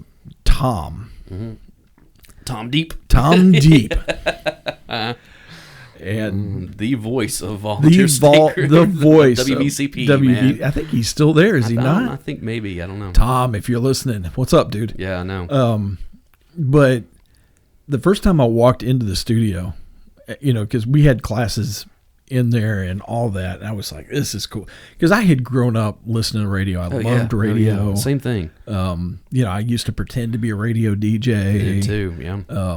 And then we started taking those classes, and then the first night I had to get trained, and I was nervous as crap, trying to remember where the buttons and all that was. Mm-hmm. And about the third time in, I was like, I think I got this. Yeah. I didn't. Yeah. No. I didn't, but it felt good, and I really enjoyed it, and I still enjoy those times. Right. It's fun to be able to get in behind a console like that and reach out and touch all three listeners at once. Yes, exactly. And that's I used to always joke about my radio show is like, hey, we're spiking in the high single digits, right? Yeah. So it's and I'm sure it was more than that because I grew up. We both listened to WVCP. Oh when yeah, we were in high school. We all did. One of the guys I went to high school with was one of those geniuses that was taking college classes up there. But he was on the air. But he was on the air, and he went on to be an on-air news guy down in the Tri-Series, nice. Tri-Cities. Right. His name Joe Legee. Okay. I was like, how'd you get on the radio at the college? And signed up. He was like, I just did it. Yeah, I was know. like, but no, I radio was fun. Mm-hmm. Radio was fun. And then I found out that the marketing and advertising goobs actually run everything. And I was like, oh, this sucks. Yeah, I know. And they took all the fun away. Yeah. It's like, what do you mean I don't get to be Howlin' Wolf? Yeah, well, it is what it is, All right, my next one. This is a very specific thing that happened. Okay. This is what I have written down. Last day of junior year. Oh. Okay, so here's what happened. Last day of junior year of high school, okay? We're there. It's half day. There's not much going on. You're basically picking up your report cards, and hanging out with your friends for a few hours before you go your separate ways during the summer. Because back then we didn't have, cell phones and Facebook and all that kind of stuff. It was kind of you kind of, if you didn't live close to your friends, like in the same neighborhood, you didn't see them until August rolled around again. If they came back. A lot of times, you might make phone calls or something like that, but that's about it. So the last day of my junior year of high school, my friend Pastor Dave, that we've spoken about on here. Shout out to Pastor Dave. That's right. It's like, hey man, bring your guitar to school because he's a guitarist. Hey Dave, and quit shaving. Quit shaving. What's wrong with you? I know you need to grow out the beard like the rest of us, man. Quit buying all this frou-frou antique razor garbage. Yeah, I'm calling you out, buddy. Calling you out. We're going to hear about this. Oh, yeah. We love you, Dave. We really do. He was like, yeah, man, bring your guitar to school. Yeah. And I was kind of like, I didn't really play my guitar for anybody, much. Yeah. It was like, I knew songs and stuff, but I'd never really, So I'd come to school that day and bring it in, and of course, all of a sudden, we got an audience. Well, of course. Of girls. Yeah. This is the greatest day of my life up to that point. I'm still trying to understand why it took you that long to figure it out. It just, but it was funny because it's one of those things that, I hung around even like after school would let out, because I would just like hanging out and like, oh, do you know such? Yeah, I'm here, I'm playing, playing the same songs over and over, and they're all singing and this kind of stuff. And I literally like went home that day and started practicing. Because I was like, when I come back for our senior year, I am going to know all the songs they want to hear. Suddenly, the secret of the guitar was revealed to Alan. I know. And it was like, all right, But I have always said that the last day of junior year of high school changed my trajectory. I get it. I get it. As a teenager and for the rest of high school, with that last year of high school, So, yeah. So yeah, that one's that there's that one. So what you got? Well, kind of along the same lines. I don't know if it was life changing or not, but when Debbie finally berated me enough to where I finally got up and sang a song karaoke. And I was like, "This is." She didn't take no for an answer. No, she really didn't. I never, I'd sang at church. It's church, and I'd sing in the shower. Yeah, we all did that in the car. And then she made me get up and sing. And then after I sat down, I was like, "Oh, that was embarrassing." I had like people I didn't know come up and be like, "Hey, man, that was really good." Mm-hmm. I was like, "What?" Mm-hmm. And then 2 or 3 weeks later, when we'd go back in, she would ride me hard trying to get me to do another song, and then it just got to where I was doing it a lot, and and then it got to the point where I was enjoying it. Yeah, to where I actually enjoy doing a little singing now. Only a little. Yeah, a little. Oh, why not? I get it. I'm the same way. Okay, so along that lines. But what's funny is it ends up that I tend to do harmonies and stuff more than. But you're really good with that, so I don't know. I mean, you are. But I can't sing harmony to save my life. I mean, if someone shows me, like, if somebody like this is what you need to sing, sure. But picking them out on my own, I've never been able to do that very well at all, and it just doesn't come natural for me. Is what. So I just kind of hear them. Yeah, I know. So there you go. But then again, I'm the guy that has to tune your guitar for you. So no, you don't, because I have a chromatic tuner now. So. Yeah, you still need me every once in a while. Well, what I've come to finally learn as I've gotten older, it's not that my ear's out; it's that all my guitars needed the intonation fixed on them. It's like, this says it's in tune. Wait a second, it doesn't sound like it's in tune. No, it's in tune. Open. You start like playing notes and it's out because the intonation's messed up. So I've had to learn to like fix my own guitars for that kind of stuff, which is not that big a deal, but Yeah.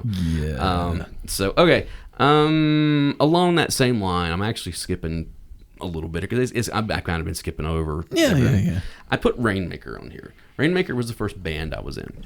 With me and Colin and Justin. Yeah, okay. And Derek. This is before we met. This was the same year we met, but it was the band previous to the one that Tony and I. This is the one that you guys were always playing the pizza place with. Right. Yeah. Playing at Guido's, yeah. And that was one of those things where it was like, I want to be in a band, I want to be in a band, I want to be in a band. And then all of a sudden I was in a band. I'm like, this is awesome. Yeah. This is awesome. I love this. And it wasn't even anything. It wasn't any of the other stuff that I thought being in a band was going to be awesome for. Yeah. It was the actual getting on stage and people responding. Yeah, that's awesome. And I was like, this is amazing. Yeah. And it's not just that they're responding to the stuff that I felt right. Yeah. And this is awesome. Just. Yeah. And, that's been 27 years almost now, since all of that. But it's still one of those things where not there's a like, feeling in the world like it. That first band, that first experience of jumping on stage and grabbing that microphone. No, it's not just the first. It's like that every time. Well, I get it, but that first time of doing that, and then like people responding well to it is like, oh, I want this all the time. Being nervous as crap. Being nervous as crap through the first 2 or 3 songs, and then finally relaxing, going, no, okay, I can handle this. I have found over the years, from the very first time I got in front of a crowd and sang, which was actually when I was in college before this band, that kind of stuff. Like I was Melissa, with all that. I found that I would get nervous about an hour before we're supposed to go on. And then it would calm down about 15 minutes before we're ready to go on stage. I'm actually ready to do whatever. And I'm fine until after I set that first foot off the stage. And then all of a sudden, it's just like all of it. It's me. It's after, not during, not right before and not during. It's after that I'm like, oh my God, what did I just do? No, I'm a slow burn, building, right up until the point of showtime. Mm-hmm. And that's where I'm at my height. And I don't relax until probably 5-10 minutes into it. Mm-hmm.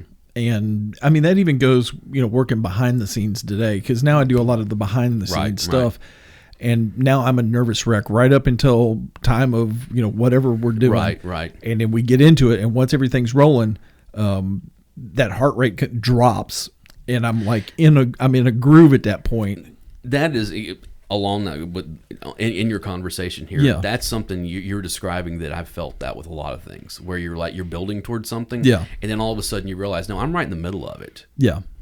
Oh, this is going well. Okay. Yeah. It's kind of that, like, you don't realize you're in it until like you're in it. Yeah. And then all of a sudden it's like, oh, this is what all right, here we go. Well, no, it's more about actually being in it and doing it that tends to calm me down. Right. That even if something goes wrong, I'm able to I'm slide fine it with over and that. go, okay, Yeah. I can fix that. We can get this. Okay, we Right. can work around that. Right. Yeah. Cool. What do you got? Or is that what you're talking about now? No, Because it's your turn. Colin, if any of you guys, Colin, Derek, Justin, if you guys are listening out there, what's up? I love you guys. I miss you, and I can't wait to like actually start playing music again. Yeah, we got to work on that. Hey, Barry, by the way. Yeah. I got to go a second car. I'm Okay. a car guy. I know. It's a big I know. deal. You've talked about it a lot. on here. First car was that ugly station wagon. Second car was same year as the first car. Mm-hmm. It had exactly the same drivetrain as the first car. Problem is, it was packed into a very smaller frame. Okay. It was a 1984 Z28. Nice. 5.0. Oh, yeah. HO. Yeah, Fire engine yeah. red with the gray trim on the bottom, T-tops, the whole kit I remember and that caboodle. car. I love that car. Mm-hmm. That going from that station wagon to that Camaro was just like, oh, finally, I have the cool car. And just for everybody who's listening out there, if that car had not wrecked, I'd still be driving that thing. he would be Johnny Lawrence in Cobra Kai, still driving that. My car would be in a lot better shape because I would have been taking. I was in the process of trying to rebuild it when it. Yeah, I know. I was working on all the internals. I was replacing components. I was actually trying to bring the car back to what it was, and then that jerk pulled out in front of me going the other direction. Right. Ran me in the back of that I got it. Dodge It's okay. It's been 20. I love 6 that car. years. I still love that car. Yeah. Every once in a while, I'll hop on Facebook Marketplace and see if I can find. know. Dude, the price on those things have gone out the roof. Speaking of that, we're going to go into my next one here. Yeah, My Jeep. I wish Buying that Jeep. same. I had a 94 Wrangler. That was my fourth car. Uh-huh. I remember going and because I bought that car on my own. I legitimately, I was driving, because one instance I knew I had to get a new vehicle, and I had gotten some inheritance money from after my grandfather died. So I had enough money for the down payment, like actually a pretty sizable down payment to, so I wasn't. And so it was one of those things that I was driving down the road, and there was a used car place right here local, and I was like, I just want, and I'd seen it out there a couple of times, and I was like, I'm gonna go look at that just to. Because I knew I was going to have to buy a new car, and so I went over there and I looked at it, and the guy was kind of like, "Oh, hey, blah blah blah," and he asked some kind of. It was one of those things. He was like, "Oh, well, I'm not making a sale today, this kid, and blah blah blah," and because it was one of those things, I wasn't there 5 minutes. He's like, "Let me ask you a question." I'm like, "Okay." He goes, "If you were going to buy today, do you even have money for a down payment?" And I'm like, "Yeah." He's like, "How much?" I was like, "I got about $8,000." And he was like, well, let me show you. What you wanted to see? I was like, "I want to see that Jeep out there." "Okay, let me go get the keys real quick." Yeah. Of course, it cost more than $8,000, but it was one of those things that it was like, I put a big down payment on it, and I wound up with a very small car payment for like 2 years, and it was no big deal, My Jeep was $5,000. Mm-hmm. I later found out why it was $5,000. Right, and it was all the problems with it. Yeah, and I spent years dumping money into that thing, but I loved it. Oh, I know. I miss it. I miss, and that's what I get saying. Every once in a while, I go in the marketplace, and I'm like, "How much are they?" "They're how much?" Yeah. Which is, let me go back and look at one of the older ones. "They're how much?" Yeah. And just, oh my goodness. Which is why I am probably working my way towards my next money pit. Motorcycle. Motorcycle. I knew that, so. I am probably going to try to go do the riders class in June or July or something like that. Okay, what's your next one? Come on. I really don't know. talked about dad passing. We've got less than 10 to go. Come on. Come on. Girlfriend, something. You don't have to say her name. I've had several girlfriends. I've already talked real like love. I've already talked you know? about that one. Yeah. I met her at church camp, and Yeah. all that. And we're actually still friends. We still talk. Nice. That I don't have any enemy girlfriends. I have one ex-wife that doesn't want to speak to me at all. I have one girlfriend that I know it's better that I don't talk to her. And then I have a couple of them that just disappeared. Like I have no idea where they are. And like I've never had any breakups that were like violently I hate you. Right. It's always been fairly not amicable, but like you this kind is of run over. its course. Yeah, I know. And the reason why I go ahead. I'm trying to think. All right, I'll go ahead with my next one. Yeah. That girlfriend, and you know which one I'm talking about. Again, I'm not going to say her name. Those of you who know, you know. Yeah. Those of you who don't, she is the one whose name will not be spoken because I swear every time that I do, she pops back up again. Yeah. And, I mean, it's been years and years and years. Question. Uh-huh. The name of one place, Denim and Diamonds? Yes. Yeah. That okay. one. Yep. Yeah. And yeah, that was, and the reason why I put it on the 25 things that changed my life before I was 25, because this was my first toxic relationship. Yeah. Prior to that, I had not been in one. I dated girls and it just didn't work out or whatever. But it was one of those things where it wasn't when this one was finally over, it was, I don't need to talk to her for a long time. Yeah. For a very long time. I take that back. I had one girlfriend that the breakup was ugly. Yeah. But we're friends now. Yeah. So. Well, that's the whole thing with this one is that Yeah. I only got one proper breakup out of all the times that we. Yeah. And the rest of the time it was just like, hey, are you going to answer your phone? Are you going to, that type of stuff. Ghosting before ghosting was a thing, And I'll admit. And then she would just show up again 6 months later. Yeah. And I'll admit, on all of my relationships, it was usually because I was either stupid, okay, naive, mm-hmm. Inept, Mm-hmm. or I found somebody else and I just moved on. Okay. I've never done that. Well, okay, maybe I did kind of. So it was kind of, I say kind of because we weren't together any longer. Anyway, I've got one that I pulled the ultimate ghost on, though. Okay. We were going out and then we moved out of town. And you didn't tell her? Yeah, I didn't tell her. It's like, anybody see my boyfriend? Yeah, he moved like 2 weeks ago. Do you know about this? Like, at all? No forwarding address, no phone numbers. Wow. That's a dick move, man. just go. It's like, man, this is not going anywhere. This is not. And it's like, we're moving.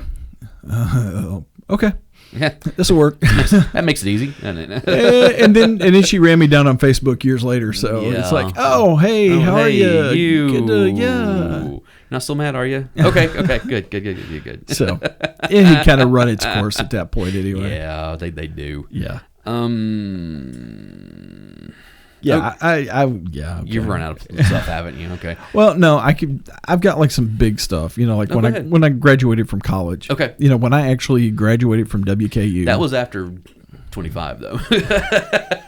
It doesn't matter at this point. It's because believe me, I got to look and I was like, oh wait, I have like 2 things that are past 25 on here. So it's like major life-changing things now. Like I graduated college in like May. Mm-hmm. And in September, I was getting married. Right. So I had 2 major life-changing events. Oh, yeah. Back to back. And let's just say I'm glad I have the degree. The material that I learned has been great. I've really enjoyed the material that I learned. The problem is it did not help me get a job in that industry 100% at all. Welcome to the job market. We got nothing for you. Yeah. And it was a real struggle to get a foot in trying to do something that I could do with the stuff that I had learned. Right. And that's another one of the arguments against college. Yeah. Well, maybe if I had just gone and gotten a job in this industry somewhere and worked my way through this, by the time, that 4 years, you've got the experience. Yeah. And, well, I'll say this. Because of the way the liberal arts colleges are set up, it kind of screwed me. Okay. Because I wanted to do broadcasting, but I wanted to minor in computer science. Okay. But because they were both technical, they wouldn't let me do it. So I had to pick a minor that was a liberal arts minor. Right. So instead of learning additional skills that could help me in the marketplace right now, Right. I had to learn a liberal. Now, the minor that I picked, I loved, and I learned a lot of stuff from it. And if I had been able to get into the industry, I had a fantastic education background to do documentary film making and all that. Didn't quite work out. Yeah, I know. All of those resumes got turned down. Oh, I understand. I understand. But Yeah, if they had let me just do the computer science side, I would be a lot better off than I am right now. I got you. So I do fault my college on that. My next one. By the way, stop calling my house asking for donations, because until I get my student loans paid off, you're not getting a red dime. I know. And even then, you might not get a red dime because you didn't let me take the minor I wanted to take. Oh, I know. Believe me, I know. The next one on my list is one that you will appreciate as much as me. Okay. It's Vol State. Yeah. Oh no, that's part of the college Vol State thing. was my second home for many years. You and me both. I know. I mean, that's where this relationship really kind of got started. Really did. I mean, we had met years prior, but that was when we really became friends. You know, and I have many friendships because I met Kim there. I met Toxic Girl there. I met. I met Melissa because of Vol State. I met many other people because of that place. Lynn Peterson. James. Yeah, I know. It's like we just got to go through all of these. These people that these people like the professors as well as just friends. Mr. E. I know, yeah, exactly. A huge one. It's just one of those things that it brought so much into my life. Too bad it cost my dad so much money, but it was. Oh no! I know you paid for all of yours. I had to pay for all of mine out of pocket. Right. So now at that time, it wasn't anywhere near as expensive as it is now. No, not by a long shot. Not by a long shot. But yeah, that Vol State, because it wasn't just that, it was also the fact that was the first time when I went there, I was like, oh, you mean I'm going to actually learn stuff? Like, I'm not just going to be reciting back stuff that they want me to parrot back to them.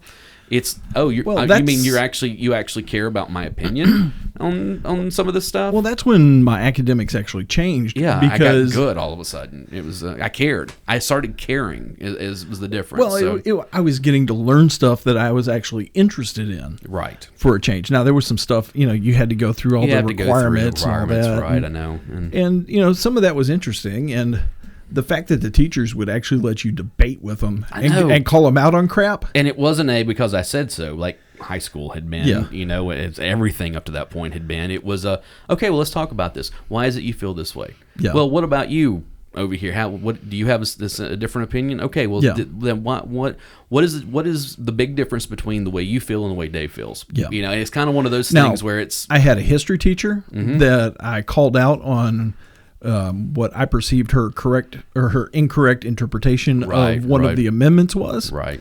I was like, that's incorrect, and here are the reasons why it's incorrect.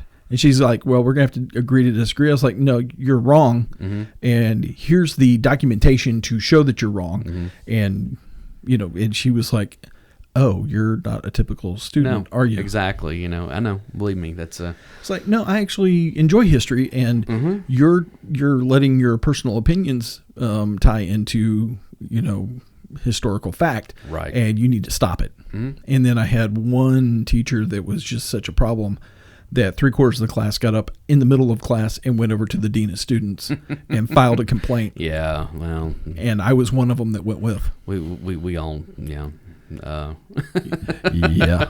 We all know about that. So believe me, I had my run-ins, not just with teachers. I had run-ins with Oh yeah. I had my run-ins. Let's put it that way. Yeah. Okay, I got to ask. Did you take Lynn Asante? Yes. Well, kind of. Kind of. Let's talk about that off air, okay? I had him for speech class. Okay. Dude came in and sat down in the back of the room like he was one of the students, and was like asking around and cutting up with us. And then he got up and he's like, "Oh, by the way, I'm the teacher." Right. And we're like, "Dirty pool." Right. That's just wrong. Right. Mm-hmm. But yeah, that was a fun class. Yeah. Now I'd never had him for actual class. Yeah. But I was on the forensics team for a little while. Oh, at one point, gotcha. in which Say no more. He was, Say no more. And it was his class that we had to write the persuasive speech, mm-hmm. and I wrote it on why you should register to vote. And then he was like asking the class, what they thought about it, and he's like, "All right, how many are you going to register to vote?" And several people raised their hand. He's like, "Are you registered to vote?" And I was like, "No." He's like, "Okay, well, there's the grade." There you go. That's it. So, I think we can agree that we were both on the Vol State thing there. So yeah, I'm gonna move on to my next one. Yeah. I'm just basically trying to dovetail into yours at this point because I'm not gonna lie, I was unprepared. And another one I know that you're going to dovetail into Waffle House.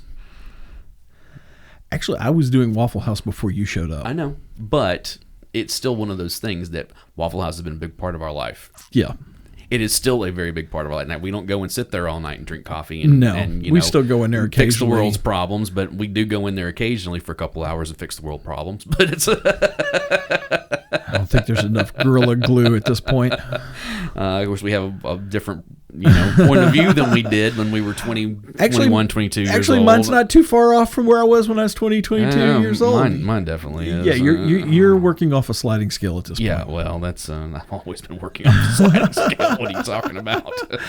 The thing is that I'm in control of that slide, and it slides all over the place. So to quote a good comedian, I think your butter's done slipped off your mouth. Yeah, something your biscuit. like that. So, but yeah, Waffle House Waffle House.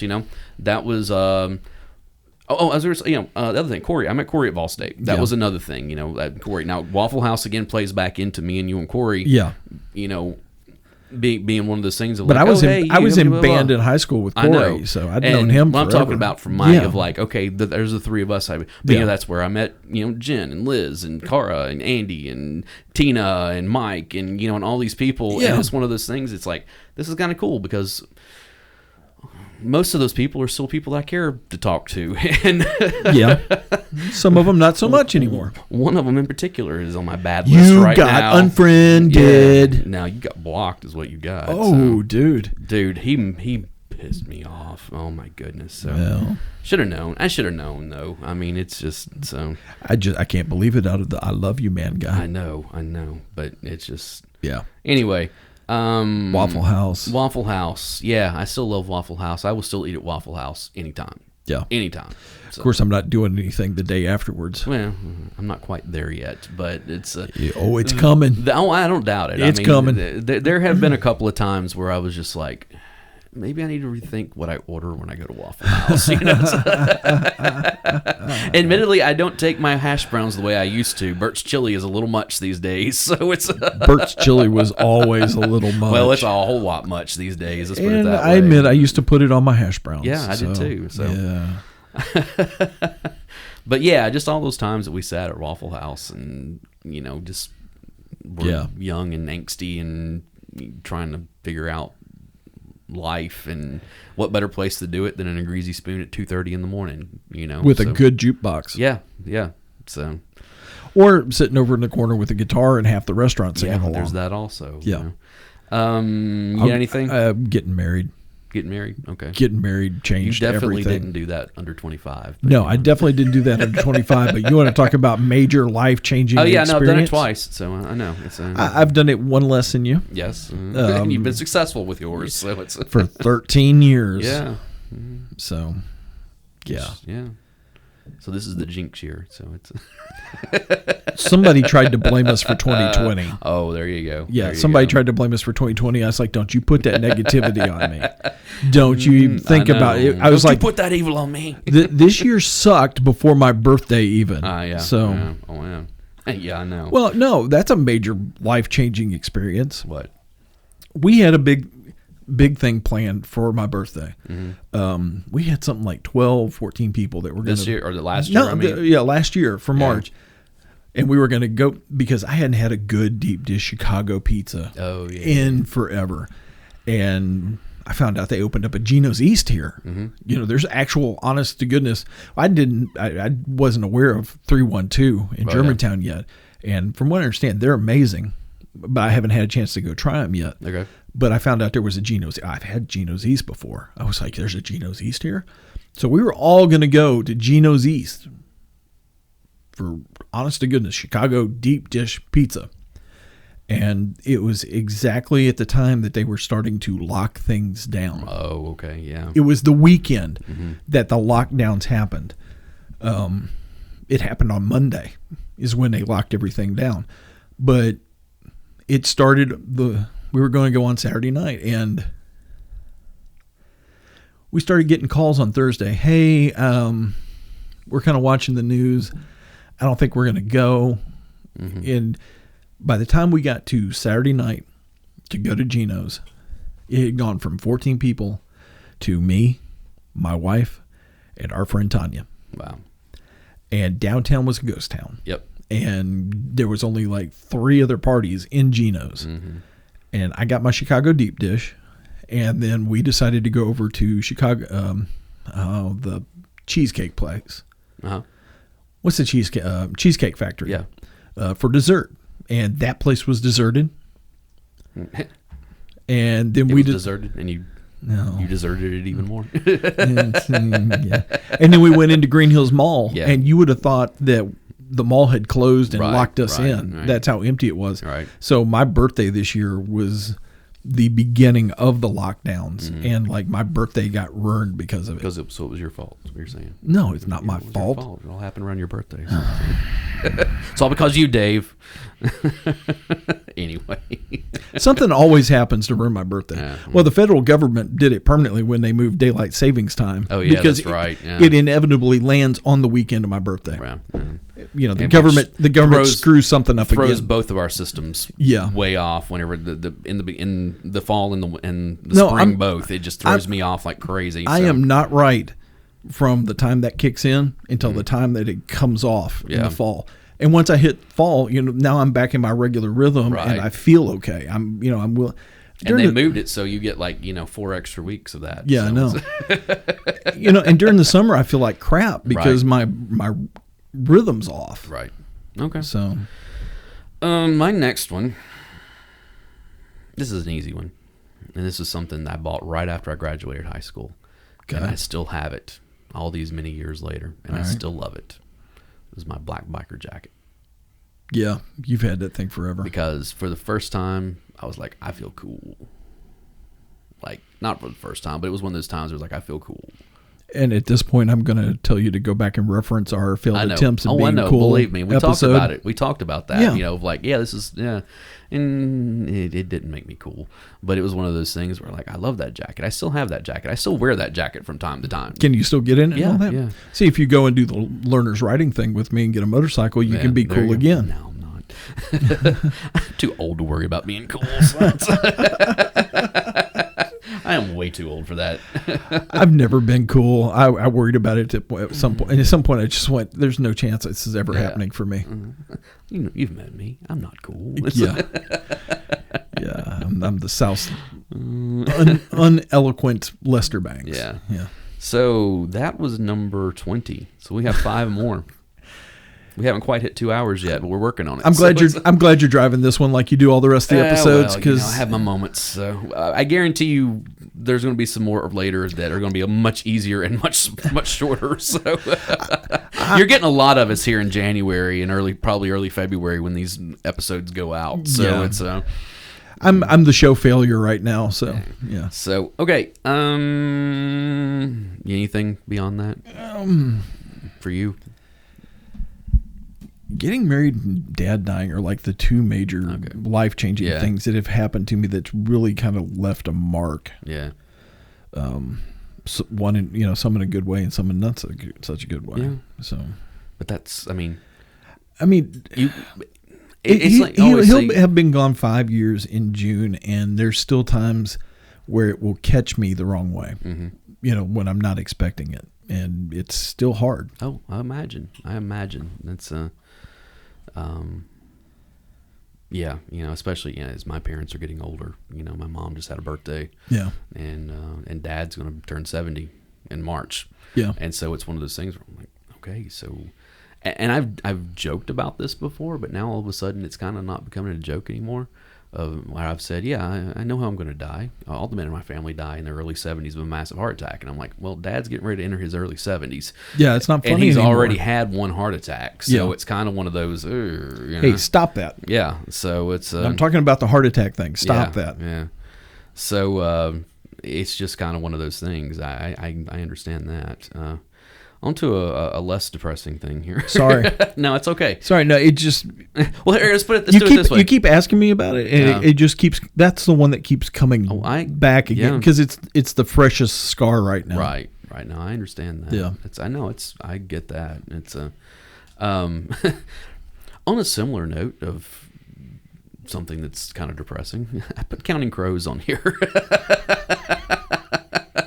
That band was a big thing for you. I can see that. I love them still. They are still one of my favorite bands. Yeah. And it was one of those things, we've talked about this before, but I really was kind of about them until I saw them in concert, because I was the toxic girl wanting to go see them. And I was like, okay, cool, fine. I got off the tickets. All right, we'll go. And I just sat there for an hour and a half. I was like, how do they know everything that's going on in my life right now? Yeah. It was just like, it was kind of one of those things that hit me at the right place, right time, right moment, and they've been with me ever since. So honestly, I'm a little jealous of that. I've never had a band do that for me. Really? I've got bands where certain albums I'm like, yeah, I can relate to this, but to have one that I really connected with on that level, not so much. Yeah. Probably Alice in Chains is the closest to that. I get it. We were listening to. Oh no, you weren't with me. I was listening to their greatest hits. Corey and I had to go pick up a car. He just got a new vehicle, and I went with him. And that's for whatever reason that morning when I woke up, I was like, I want to hear Alice in Chains. Yeah, and that's what we listened to all the way to Columbia. It was just like, no, this is for whatever reason, it just hit me. Okay, and. I mean, Lane Staley. Okay, that's one. When he died. That's a big one for me, because I was doing radio at Vol State and was on the air, and somebody I knew called up and was like, hey, did you hear Lane died? And I was like, no, that's not. And she was like, yeah, he's gone. And luckily I had like a 3-song thing going, and I went in there and pulled the AP wire, and sure enough, he had passed, and nothing's ever caught, people that I don't know, people that I just admired their music and all that. I've never had one catch me like that. Right. And that one hit me hard. Well, that was what we were talking about earlier.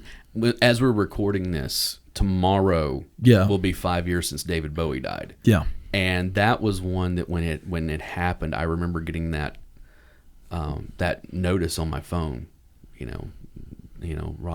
musician David Bowie dies at age 69. Yeah. Just a few days after his birthday, like 2 days after his birthday, type thing. And it was like, no, there's never been a point in my life David Bowie hasn't been there. And whether it was in a movie or it was in music or whatever it was, And it really, that affected me for weeks afterwards. I would all of a sudden be like, David Bowie's not here any longer. That doesn't know. But happened to be the one to do the breaking news on Lane Staley over D'ing. Right. That one caught me hard. Right. It's still... And that was also one of those things with Lane Staley. Nobody heard anything from him. Like, you hadn't heard anything about him in a while. Yeah. And then all of a sudden they found him. You know, and it was one of those things, they had found him like days afterwards, and which has got to be horrible, even worse, the decomposition and everything. It's just got to be like, oh man, this is not first off, it's no way to go, and secondly, to lay there like that by yourself, that's just I can't. It hurts just to think about it. Yeah, but no, like I said, that Counting Crows, especially I've seen them in concert so many times. It's not even funny. I mean, it's just oh man. But yeah, that I still love Counting Crows. So okay. How many more do we have? I think we only got like 2 or 3 left. All right, I'm gonna get this one out of the way. Yeah, okay. And this goes back to something else that we talked about earlier. Alcohol. Yeah, it's not a good one for you. No. It started off okay. Yeah. But it was, and that's kind of I'm looking at it again, the under 25, because it was after 25 whenever it really started becoming a problem. Yeah. Actually, I'm even lying a little bit when I say that. Let's call it what it was. The depression. All of that stuff led to it. But it was one of those things going back to we were talking about loss, and like that year that I lost so many people was the year that I turned 21. And so it was one of those things. I was not really a drinker prior to that. Yeah. I socially here and there, I mean, literally I was like one of those guys like, yeah, I'll have a couple of beers or something, but I wasn't like a drinker. Yeah. That was I don't know how to deal with any of this because I'm immature and I've never had to deal with a whole lot of this. Yeah. And I found a way. I mean, that was and so, but it was one of those things that on the other side of that a little bit, like after I kind of a couple years had gone by and I'd kind of started finding my footing, who I am, and this and that kind of stuff. It was one of those things that for a small period of time in there, alcohol was okay. It was something that I wasn't drinking every day. I wasn't self-medicating so much. It had become, social lubricant or whatever, type stuff. It was one of those things that like, no, I could just not drink today. It's okay, type stuff. Then later, because of the depression again, was whenever it really became a really, really bad thing, but I'm actually folding 2 of them in on this one. Actually, I guess I'm folding all 3 of these. Sure, in on go right ahead. All 3 of the 4 I have left. In that, during that time period when it was fun, when before it was a major problem, was when I met the Aardvarks. Okay.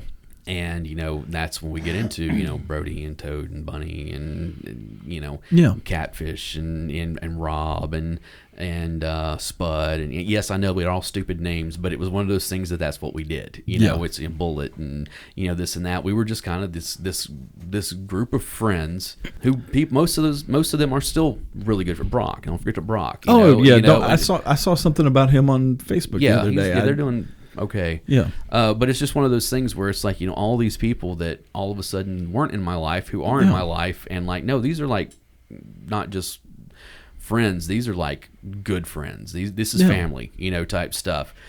Well, I mean, and I know you're actually a member of that. I know you weren't in it with us. But I was a fringe hang around. Corey, same thing. He's in, but not. He was a fringe hang around. I think. With all of that came the beer cellar. Yeah. And that whole scene that you guys created down there. Exactly. And that was this is our place. Yeah. This was your version of Cheers. It really was. They knew who we were. We would come in and sit down and they would just come and bring the beer. They knew what we were drinking. Yeah. Just, here it is. I already got you set up, we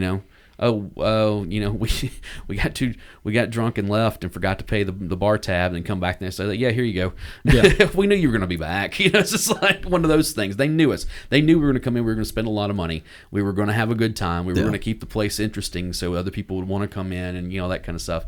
And it was a good scene for a couple of years. Yeah. And then some of us overstayed the welcome. Yeah. Not necessarily the welcome, but we overdid it. Yeah. And things kind of went downhill after that. But that just beyond 25 to about 27 or so, that was magical there for a couple of years. And what I was going to say is, once again, I'm kind of a fringe member, but we still play poker with Brody and Bunny. Oh, I know. I know, and it's and shout out to those guys. I know, yeah. Don't know that any of them actually listen to this. No, they don't. They should. But yeah, so it's kind of like, I know I rolled like, the Aardvarks, the beer cellar, and alcohol all in there together, but it was just kind Santa of Rampage. that came later. Yeah, that was that came was, out of that. yeah. Poker came out of Yeah. that because we used to play here all the time. I mean, it was just kind of one of those things that we did. We were the guys from old school before old school existed. It was. He's not wrong. He is not wrong. We were way too old to be acting the way that we did, but we didn't care. It's just like at that point, the only thing you were short was a school and a black van with Kragers on it. Exactly. It's like, we didn't have our blue. Was the only thing. That was. I count Corey as that.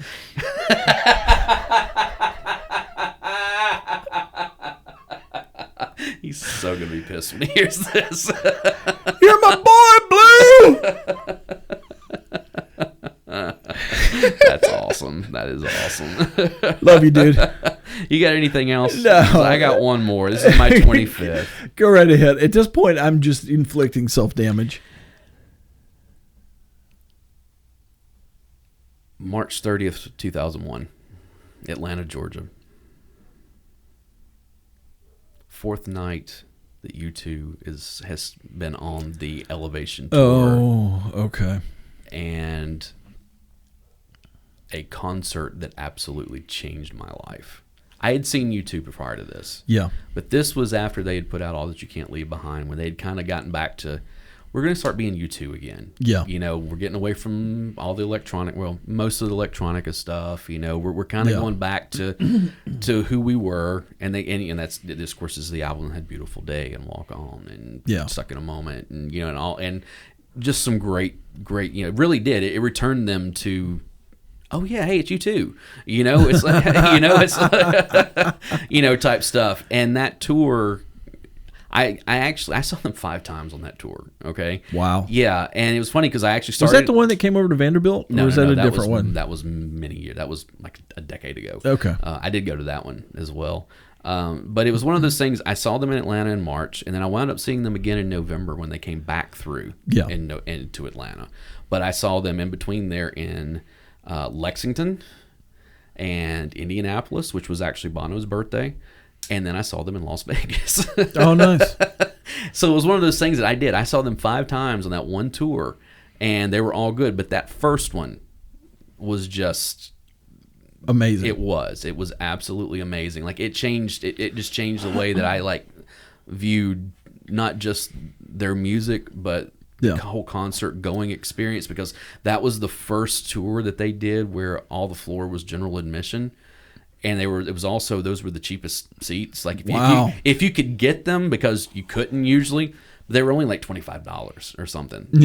But it was one of those things where, like, at that, they had that heart-shaped ellipse that went around the that was like the stage, like it came out, like the board, the catwalks came out, and they were in the shape of a heart. Yeah. And I was actually inside of that. Oh, nice. Like, right up front. Like, there was one person between me and the barricade of the stage, type thing, standing right there. So it was one of those things. It wasn't just, hey, I'm here to see my favorite band. Because I'd already seen them a couple of times, probably on the Pop Mart tour, which is a completely different. That was stadiums. This was back to arenas. And that kind of stuff. I think that was the one that came through Vanderbilt. No. It wasn't? No. Pop Mart. No. Here's the thing. They played here in 2011. They played at Vanderbilt. The last time that they had played in Middle Tennessee was during the Joshua Tree tour, when they played in Murfreesboro at MTSU's Murphy Center. Okay. Now, I had seen them on the Pop Mart tour in Memphis because they played the Liberty Bowl. Okay. And then I'd seen them in Atlanta when they played the Georgia Dome. Oh, okay. They played there because they were playing like big, stadiums, and that kind of stuff. And then they came back, and then they were only playing arenas, but it was one of those things where it's much smaller, type stuff. And it had a much different feel than any concert I'd been to before, because it was like, there's a lot of excitement around. There's a lot of buzz around this. Yeah. And there's this really weird vibe that's flowing through this crowd of, we're witnessing something important, type thing. And, of course, we all know what happened in 2001, just a few months later. And it was one of those things. They were over in, they were in Europe touring when 9/11 happened. Yeah. But then they came back. They were back here in October. And they started, they went on the second leg of their North American tour. Yeah. And ultimately that year, they played the Super Bowl. And you can go and watch that on. I'm sure you've seen it. I saw it live. Yeah, but it's one of those things because that entire thing is on YouTube. You can go watch it. And it's one of those things where they did the 9/11 tribute and all this kind of stuff, and it was kind of one of those like, oh, if you believe that things happen for a reason, it's like, no, this album came out a year prior. They went on tour. This bad thing happened. And then they came back to the States and was like, okay, it's time for us to all come together and heal, type stuff. And it was just kind of one of those like, oh, no, this is awesome. This is, but it started. But like I said, even back before that, it was one of those things where it's like, something going on here. Can't quite put my finger on it, but there's something going on here. I've never had these feelings at a concert before. Yeah. And, and it was one of those things that, it sounds so crazy, especially coming from me, but it was like, it's almost like God walked through the room at one point, during that concert where it was like, okay, I've been to church a lot of times. I never felt like this before. Okay. But I've often said that, I think you find God where you find God. And I think sometimes creative people find it in whether it's music or art or, whatever it is that they find, And that was a very life-changing experience. Well, for I can't. me, I can't top that. Yeah. I'm not even going to throw anything else out there. It's because you ain't got anything else. Actually, I while you were talking about it, I thought ahead. about another one, but I don't want to ruin that. That's a good one to end on. No, go ahead. What you got? It was just the first concert I ever went to here in Nashville. You talking about that? I was like, my buddy Kevin, who I went to high school with, he and I went and did most of the music stuff that I've done with him, with the exception of the stuff I've been through with you. I had seen where Suicidal Tendencies was coming through town. I was like, dude, I've always heard about this band. I want to go see them. You'd see them on MTV. Right. they had the hat with the bill that stuck up with the Suicidal Tendencies. I was like, oh, that's cool. Skate punk stuff. It's like, it's like, I'd listened to a bunch of that, Fishbone and, all those guys, Suicidal Tendencies. And I was like, hey, these guys are coming to town. DRI, DRI. I hadn't thought about DRI in forever. I know. But I was like, hey, Suicidal Tendencies coming through town. Do you want to go see them? He's like, who are they playing with? I was like, some band called Queensryche. And he was like, oh, Queensryche. Yeah, let's go. And I was like, okay. I was like, and I couldn't figure out why Suicidal Tendencies was opening up for this band called Queensryche, right? Who, I had seen their video for this song called Operation Mind Crime, Crime. I was like, okay, yeah. And we get there, and I immediately go to the souvenir stand, and I buy the hat because I've been wanting the hat, which I still have the hat around the house somewhere. Yeah, I love that hat. Yeah, and Suicidal Tendencies blew the roof off the place. It was awesome. And then this band called Queensryche comes out. And I'm like, holy crap. What is this? And they played because, as a lot of us now know, they had all the legal problems. They never got to tour with the Operation Mind Crime album. They played the album in its entirety from first song to last song. Took a 15-minute break, did a stage changeover, came back out and played the entirety of their Empire album, which they had just put out. Right. With the song Silent Lucidity, which like Empire and Better Man or Be a Better Man or whatever it was. But the Best Band That I Can, that was the name of it. But the first time I heard Silent Lucidity, I was like, Pink Floyd's got a new album out? Oh, I know. They definitely have that song has a Pink Floyd vibe to it. Yeah. And I was like, I didn't realize, and I'd been searching for this, new Pink Floyd song that had come out, not realizing it was Queensryche, and then all of a sudden hear these guys on stage playing it. Yeah. And their stuff was perfect. I mean, it was like CD quality perfect. Right. I'm like, man, these guys are real players.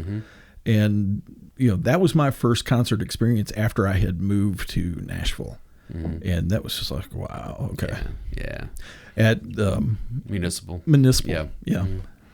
Yeah. Concerts, Now man. it's nowhere good as what you were just talking about. But that was my experience, Yeah. though. I mean, that's, that everybody has some experience, Yeah. like that. And that's the whole thing. It was like, we're going through these 25, whatever. And Yeah. probably shouldn't have gone 25, but it seemed like a good idea at the time. Which coincidentally was kind of my my motto until I turned about 25. Seemed like a good idea at the time, but yeah, it was just kind of one of those. I thought, we do these weird episodes every once in a while where we kind of, it's a little more life experience, it's stories, it's whatever. But I figured we can come up with some, we should be able to do this. I struggled through it. Yeah, but Sorry. it was also one of the things I kind of sprung this on you like last night, and I was like, I know there's no way he's going to come up with all this stuff, because I had already been making my list when I started thinking about this a couple weeks ago, so. And I probably could have come up with better, but I woke up with like. Yeah. Well, I should have told you 2 weeks ago when I came up with the idea. Hey, start writing this stuff down. But I woke up almost on the edge of a migraine this morning, and I still haven't been able to shake it. And we've been doing this for hours. Yeah. Whenever this one goes up, because I don't know which order we're going to put these in, but we did take the first week of January off because we just kind of needed it. But we're not going to do to you like we did last year, where we didn't come back for like a month. Yeah. Frankly, he was tired of seeing me. He was tired of carrying me on the podcast. We made it through the holidays. We, made it through so much more. And so now we're where we are. And it's just like, okay, 2021, here we are. Let's go. Hit the ground running. Let's go. I feel like I should have yelled Leroy Jenkins at midnight on New Year's Eve. Yeah, almost. So anyways, guys, thank you once again for spending a lot of time with us from this episode. And if you're still around after listening to this episode, thank you for sticking around. Yes. Tell all your friends. If you don't like somebody, tell your enemies. Yeah. If you didn't like this. So it's one of those things that we really were glad that you are sticking around. You stuck around with us and made we were telling Dave, the last half of the first half of 2020 was not good for us. No. Partially because we couldn't record the way we normally did, but also the fact that our numbers just fell off. Now I know that there were a lot of people, I listen on commutes and I'm not commuting now. Yeah. So last half of 2020 though, you guys really stepped up for us. We really appreciate the numbers, the numbers have been good since July, and we appreciate that for you guys sticking around. And we're going to keep doing this thing because we enjoy it. So come on over to the Project Gen X podcast on Facebook, and holler at us. Let us know where you're at and who you are. Facebook, Instagram. Yeah, Follow Instagram. us on Instagram. You can also follow us on. We try to reply pretty regularly. If you need to get in touch with, or you want to, tell us something or whatever, our email address is projectgenx@gmail.com. Is it Project Gen X? Or projectgenxpod. I'm sorry. Matter of fact, that's. Put it all in the show notes. No, and it's projectgenxpod yes, it'll be in the show notes. But all of our social media stuff is Project Gen X. Yeah. So that's we're good with that. And guys, thank you so much. And we will be back soon. I am Alan Smith. I'm Big Dave. And we will see you. Have a good one.